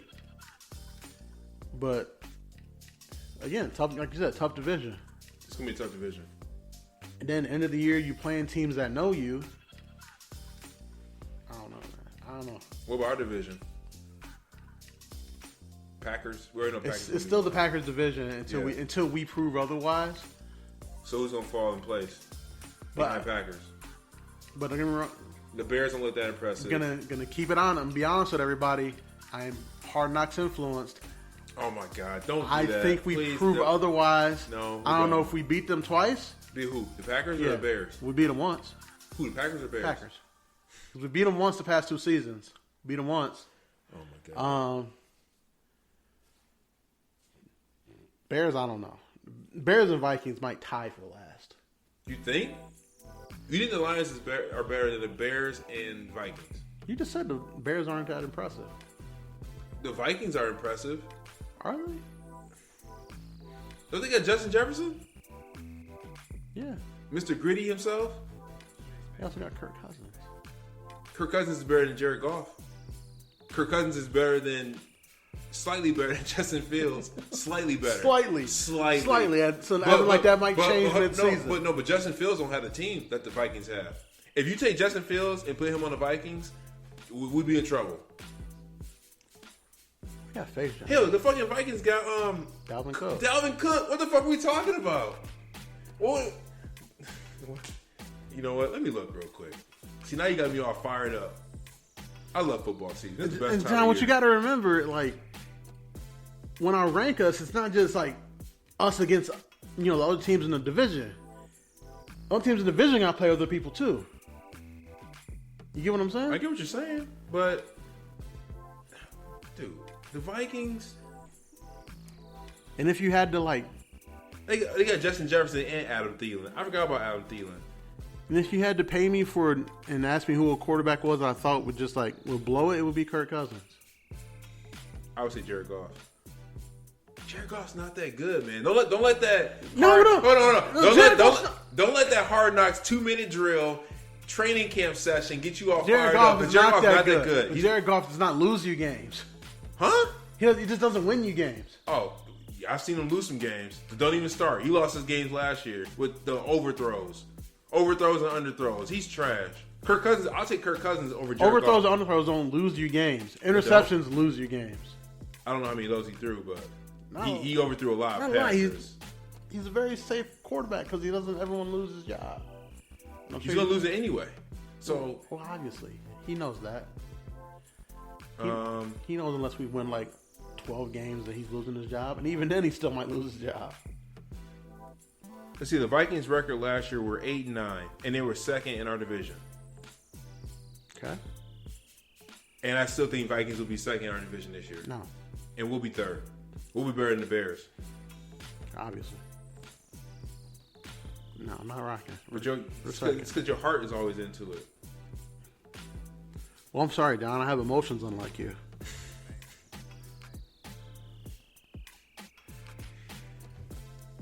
I'm just more realistic than you are. That's all. Vikings got a tough Now, schedule. Vikings got a tough schedule. I though. think. All right, here we go. So they start off with the Packers. Oh, the Packers winning that. Then they get the Eagles.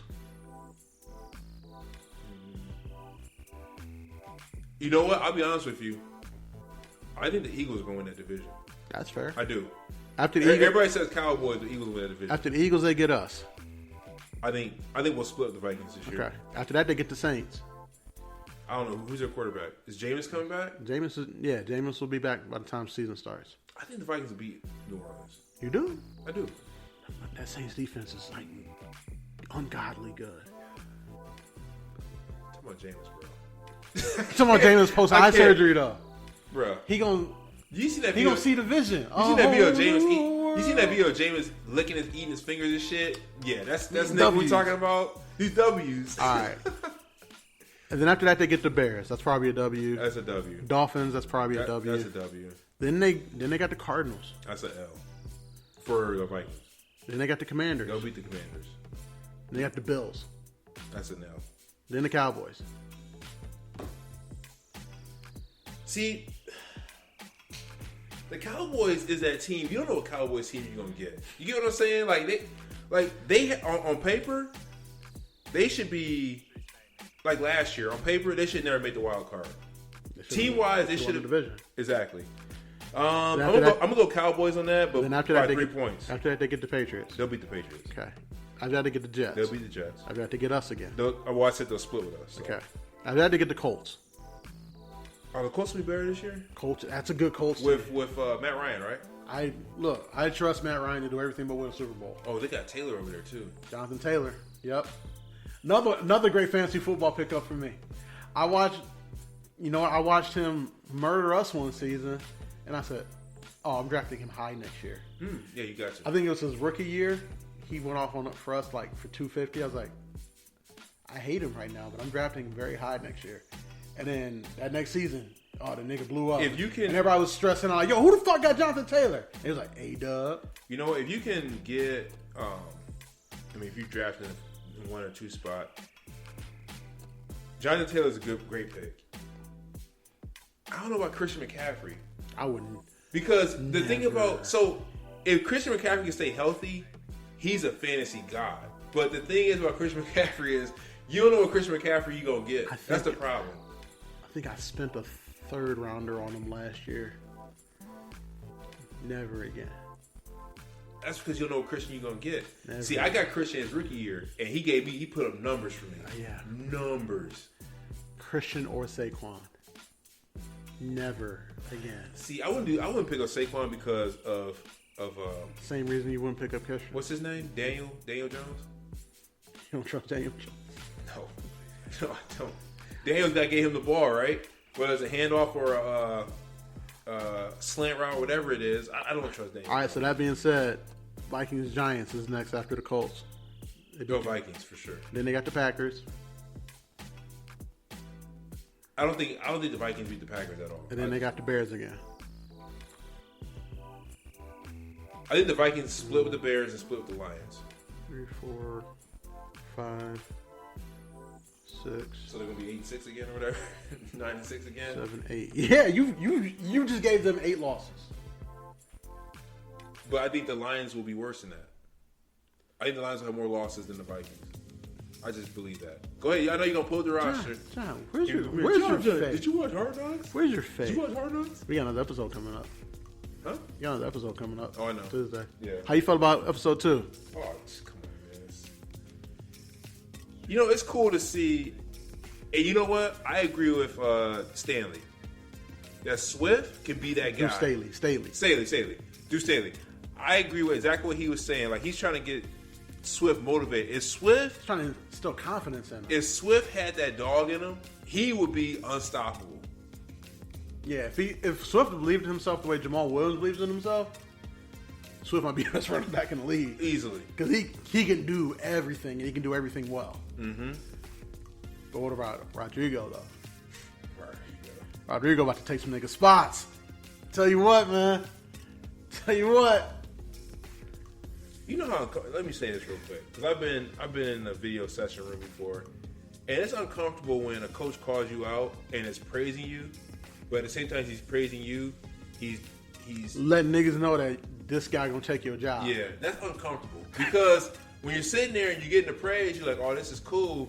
But in the back of your mind, you can feel your teammate. You can feel him staring at you like, fuck this nigga, man.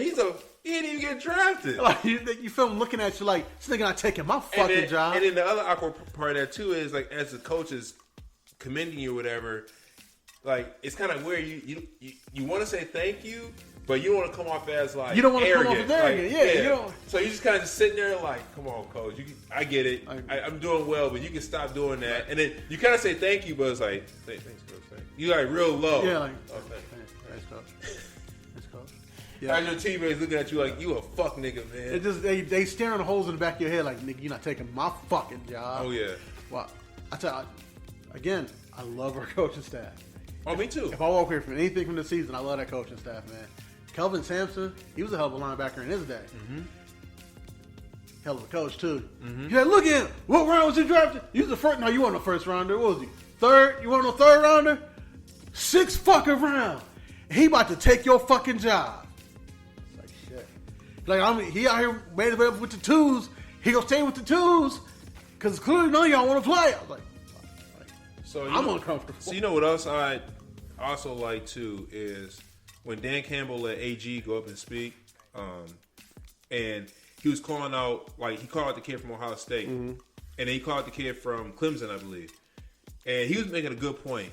Like those guys, they both won rings, and he was like, when y'all was playing, y'all knew y'all was gonna win that game, right? And he's like, and they were like, yeah, and he's like, we got to get that mentality. It's a completely different mindset.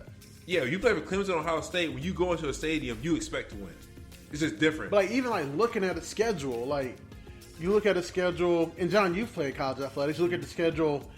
You know your W's on the schedule by looking at it. Like we can get this game, But that's the thing, though. Like to be a winning team, a championship team, you have to look at the schedule and just think, like, how much are we going to beat them by? Yeah, yep. Like it's a completely different like mind state, and it's also a completely different like amount of work that you have to be willing to put in. Like you have to know, like that guy might be asleep right now. I gotta keep going. Mm-hmm. thing that Kobe, like, you know, his teammate would show up early to practice, and then Kobe would just show up earlier. Like, oh, I'm going to show up again a little bit earlier than Kobe. Nope, Kobe was already there and put up 50 shots. And he had to look that man in the eye and say, because what you never going to do is you never going to outwork me. And that's a hard mentality to instill in people. But to get to where you want to get to, you got to get there. Well, you got to have the role players believe that too. Well, another thing too is, to that, coming from a program like Clemson, Alabama, Ohio State, Georgia, like when you look down the schedule, you're like, we're going to win all these games. And then to go to a program like the Lions, and I hate to do this to our Lions, but they don't have a winning culture. So I think that's what AG was trying to get to. Like, he's like, you guys come from those winning programs. You guys won rings there. When you guys stepped into the stadium, you expected to win those games. We got to get that mentality back for this program, for the Lions. Because that mentality doesn't leave you. Now, granted, I played at Bowling Green. We weren't the greatest. But when I was in high school, the team I played for, we were some dogs. Mm-hmm. When you go from that to a different program, it can weigh on you. That's what I'm getting at. So, like, I get what AG was trying to do, but that losing culture around the Lions, like, it can affect you. Hopefully, we can get that dog mentality that AG's trying to get instilled in them. But I like the point he's trying to get across is what I'm getting at. Yeah. Hopefully, we can get there. And that's why you know, like, me and you would go so hard when we in these streets partying. That has nothing to do with what we're talking about. Because we're like, you know, when other people hang out with us, you know, new people come around, or like, you know, we got big events, we want everybody around us like, yo, that was the best time I've ever had in my life. And, you know, we're like, yeah, you know, because this is just what we do. Mm-hmm. When we go out, the goal is to have the greatest time ever, because to us, that's the W. Mm-hmm. And we just build different. You feel me? Look at Dubs. You feel me? You feel me? Dubs over here trying to slight flex on y'all. You feel me? Y'all hanging out with us, y'all gonna have a good time. That's like winning the game. It is. It is. There are not many times me and you've been in these streets like, man, last night sucked. I agree with that. Like, and if it did, it was weather related. Niggas were shooting. Mm-hmm. Niggas were shooting. He be literally shooting. Yeah, not shooting they shot. Not shooting they shot. Niggas was getting shot. Or like just some bullshit happened that made us end the night early. Mm-hmm. If it's a night and it's just rolling, you know, shit not getting crazy weather or gun wise, it's always a great time. Mm-hmm. And then people hang out with us.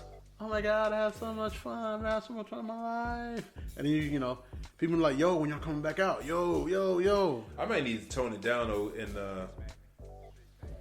Wait, so when is Hangover Easy getting here? Cause I know they get the sign up. Is it going to be for football season, or is it not coming to next year?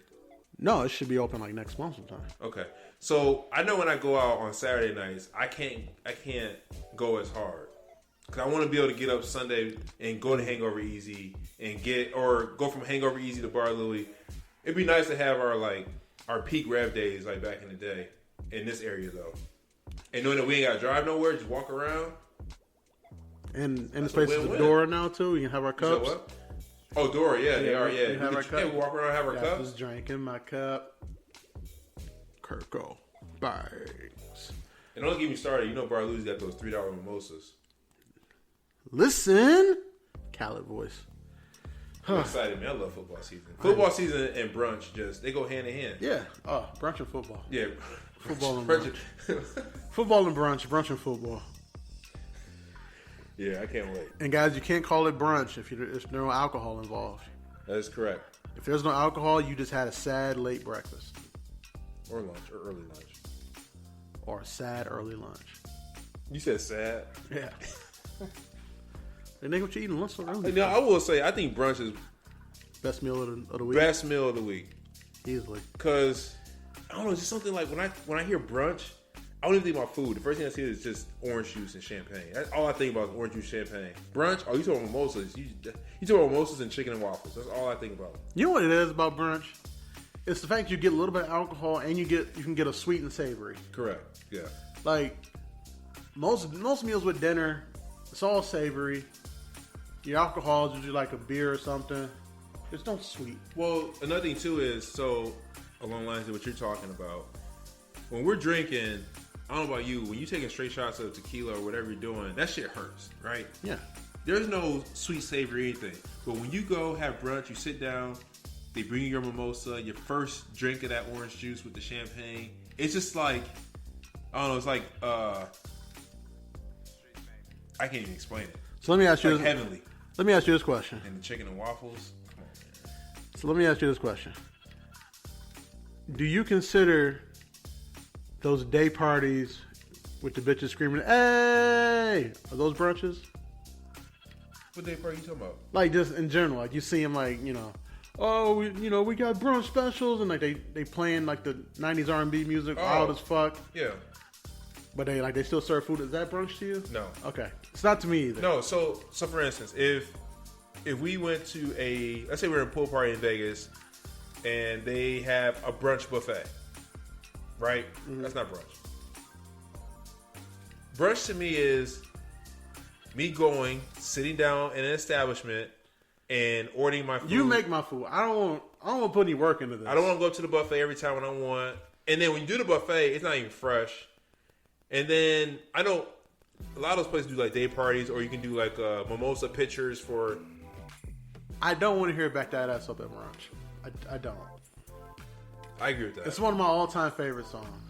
It's one of my all-time favorite vibes at the club. Now, I don't want to hear that brunch. Now, once I get done with brunch and I'm feeling a little tipsy, then we can switch it up. And then if I want to go somewhere and hear that, I can. Exactly. But brunch is me sitting down with the boys or whoever, eating my food, drinking my mimosas, and just watching the TV or ESPN, reading the ticker, wherever it is. That's exactly. brunch. Or if you're there right before the game start, recapping the night. Correct. No, I don't. Yeah, I don't want to go in there and hit a violin and just do.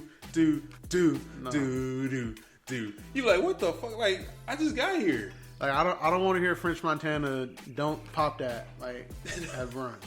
I don't want to be sipping my mimosa. Don't stop. Pop that. Don't. No.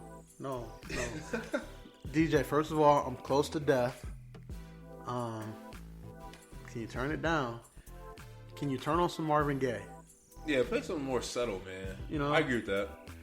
Give me like some neo soul vibes. Play the new Neo album. Fuck it. Now, brunch is more chill, man. I agree with that. But that could just be us being old niggas, which I'm fine with on that front. I'm totally fine. I won't fight it on that front. Like, you know what? That ain't brunch to me. Enjoy your party at noon. Well, even when we were at Puddin' Bay, right? DJ A-Dub would start about 10:30, 11. But when he was playing music over there, it wasn't anything too crazy. Like, he would play some more like more popish type music. Mm-hmm. It wasn't like, but best believe when 1 o'clock, 2 o'clock happens, he's playing like music like that. Yeah. Because you already got all your liquor in you and everything else. And plus, we were walking to different places and having brunch and stuff. So it was just like, nobody wants to hear that in the morning. I completely agree. Yeah. That might just be us being old niggas. It's fine. That's fine. It's totally fine. But speaking of just niggas who don't want to break out of their ways, John, have you watched She-Hulk? Who? She-Hulk. No. Are you going to watch She-Hulk? No. Can I try to convince you to watch She-Hulk? I ain't watching She-Hulk. I ain't watching that shit, man, because, no, that shit don't even John, look good. Do you remember... Is she twerking? No. No, I ain't watching it. Can you imagine that? What's wrong with you? Wait. What's wrong with you? Wait, so there's sex scenes in this or no? No. She-Hulk ain't busting it open? No.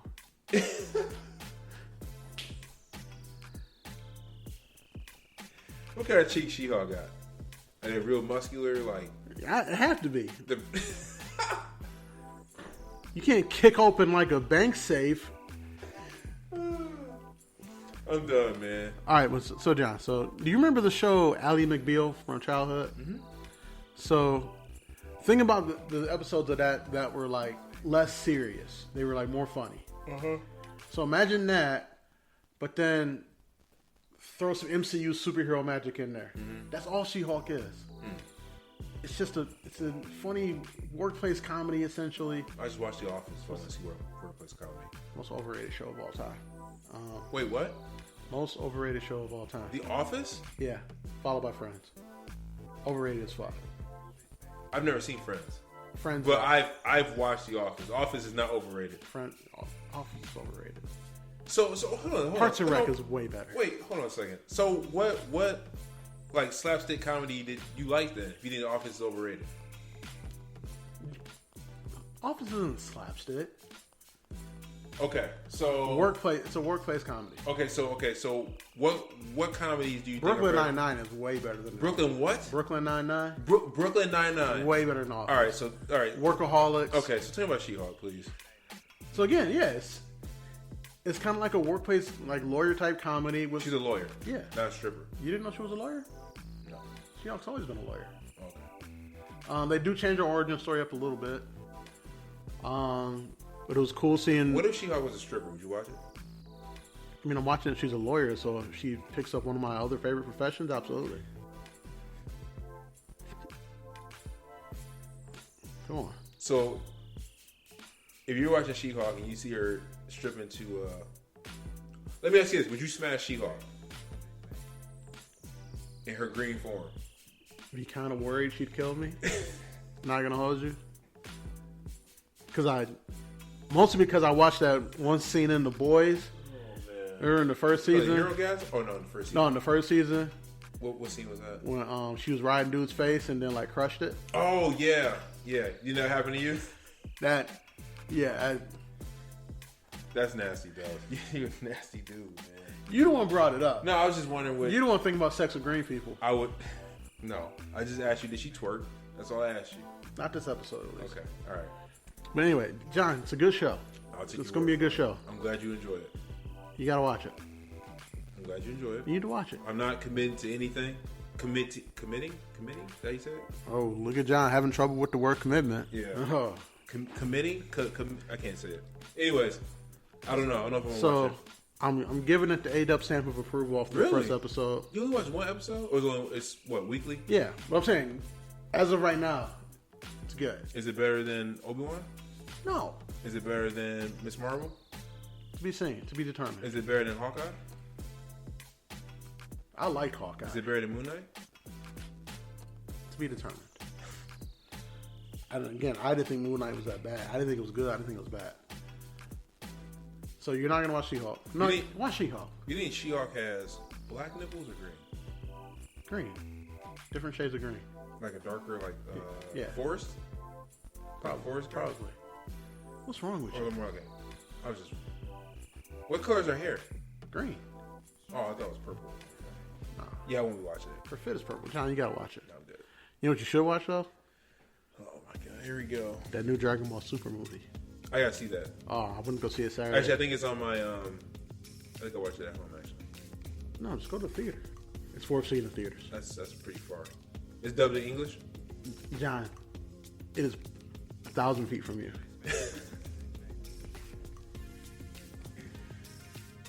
I really want your honest opinion. If you know you can watch whatever you want at your house and not have to go to the movies, you're still going to go to the movies. I mean, because I can. It doesn't take. It doesn't take long for me to pull up a movie on my computer and then just flip it to my fucking TV. Yeah. Why don't you just do that? Because you like being in a movie theater. Certain things. You just like my fucking dad. When I was talking, so when the pandemic happened, my dad was shedding tears and everything. He's like, "Oh man, I hope the movie theaters come back. I love going to the movie theaters." I'm like, "Dad, the world is changing. Like, watch it at home. Nobody goes to the movies anymore." And you know what? When the movie theaters opened their doors again, this was like still during the pandemic when they had everybody sitting in every other seat. My dad was there with his popcorn with a mask on. I'm like, just watch it at home. You just like my dad. You like the thought and the obvious of going to a movie theater and watching a movie. For things that were made for the theater, yeah. See? But not every movie needs to be seen in theaters. When's the last time you watched a movie on your TV and then go to theaters and watch it? Since theaters have been open. That's probably you saw Doctor Strange, movie theater. You saw Spider-Man, movie theater. The Mortal Kombat movie. That came out in theaters too.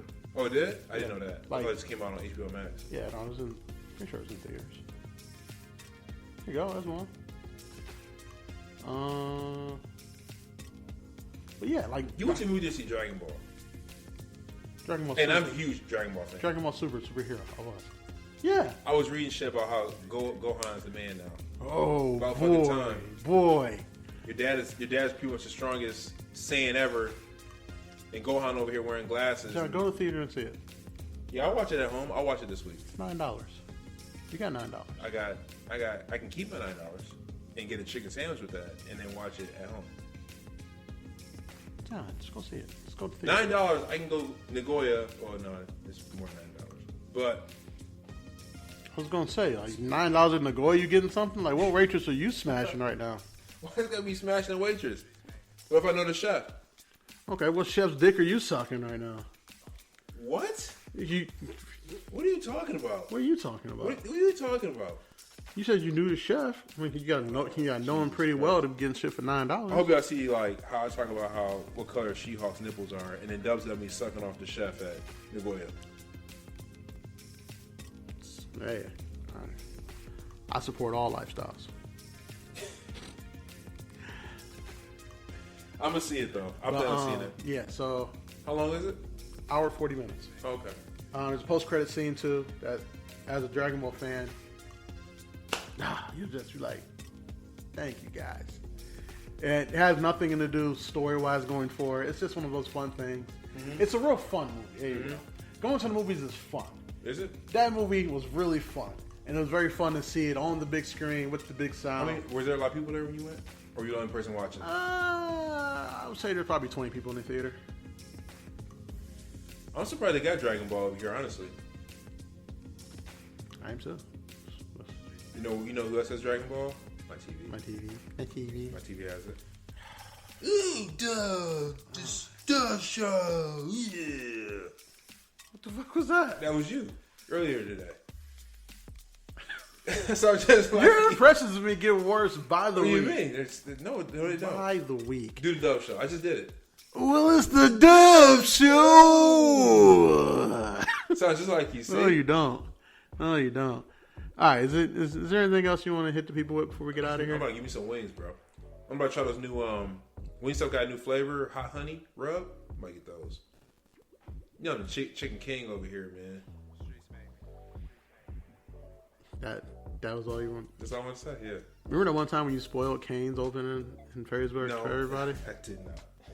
God, you're so terrible. They should never. I did not. They should never tell. They should never anything. tell you anything. What you They should talking- never tell you anything. What you talking about? They should never tell you anything. Y'all can find me on Twitter, Bilbo Swaggins, SWAGGANZ. Y'all heard me? You gonna get my Instagram to him? What? No, fuck that. Fuck Why? Instagram, bro. What? I'm out here doing things. I don't know what I'm doing, but I'm doing things out here. Hey, Toxic King Radio. When's that coming? I was thinking about that last week. I still gotta put my list together. I'm gonna get out before the summer ends. I don't even know when the official end of summer is. Well, wouldn't it be Labor Day weekend? That's probably the end of summer. So 2 weeks. Mm-hmm. Okay, you guys hear it first. Yep, I'm gonna try to get up in 2 weeks. Toxic King Radio, hosted by John. Because it's songs all about toxicity, there are probably songs by John too. By John, about John. Wouldn't there be some shit I sneak in a song that I made? That would be some shit. Like, who is this? That would be hilarious. All right, guys. If you guys are looking for me every Friday, let me book the territory. The greatest wrestling podcast of all time. All time. And besides that, I'm on the socials, ADUB1220 on IG and Twitter. Twitter. You know, you guys know me arguing about sports, tweeting about wrestling. Twitter. Liking pics of just of filth. Project Pata. All of that stuff. Let's see. Next week, guys, we're going to talk about that Khaled record that he says Jay's top 4 or 5 records. Well, it's it'd be Yeah, we're going to talk about that next week. You know what else come out next week? What's that? The new JID album. It do. I just saw the track list. We got that. We got Khaled. Somebody else dropped this weekend too. Salty Stick ain't on it, but it's a whole nother thing. You sorry, what? What? Huh? Nigga, you still talking about Stick? Stick. Get off that shit, Stick. bro. That shit is trash. What else? What else are we going to talk about next week? Did you see that? You gonna watch the Cameron interview I sent you? Absolutely. Oh, yeah. I didn't know he did an interview with those guys, so I'm definitely watching that. Yeah. Cam and Gilly. That's gonna be some crazy talk right there. But there's somebody else come out this week. Let me see. And then we're going to have episode 3 of Hard Knocks. John's going to give you a 2-episode review of She-Hulk because he's going to watch the first and that second episode. I'm going to watch what now? Guys, what episode you talking about? Huh? What episode you talking about? She-Hulk. You're going to watch both episodes. And then come back. Hold on, Guys, we are taking Labor Day off, so Yes. next pod, and then you'll have a nice little 2-week break, and then we're going to come back and just football it up. Khaled, J.I.D. It's going to be a lot of me overreacting to the Lions. John Legend is naked on his cover. I don't know why. Whoa. Weird. Kane Brown. Big music pod next week. There was somebody else big coming out. Willow. I'm not seeing it right now. If you guys are looking for some new shit to go listen to, my guys Ace DePrez and Suso Sinatra put out a new project. It's called Face Off. Go check that out, all your DSPs. Face Off. Of course, go check out my man's Jay Street. He got a new track out called White Neighbors. It's hilarious. The hook is hilarious, I should say. The song is fire. Damn, Tank came out on the album? John- R&B money. You think R&B's dead? No. That's what Diddy said. You know Diddy's the R&B king, man. Don't Diddy call himself Dr. Love now or some shit like that?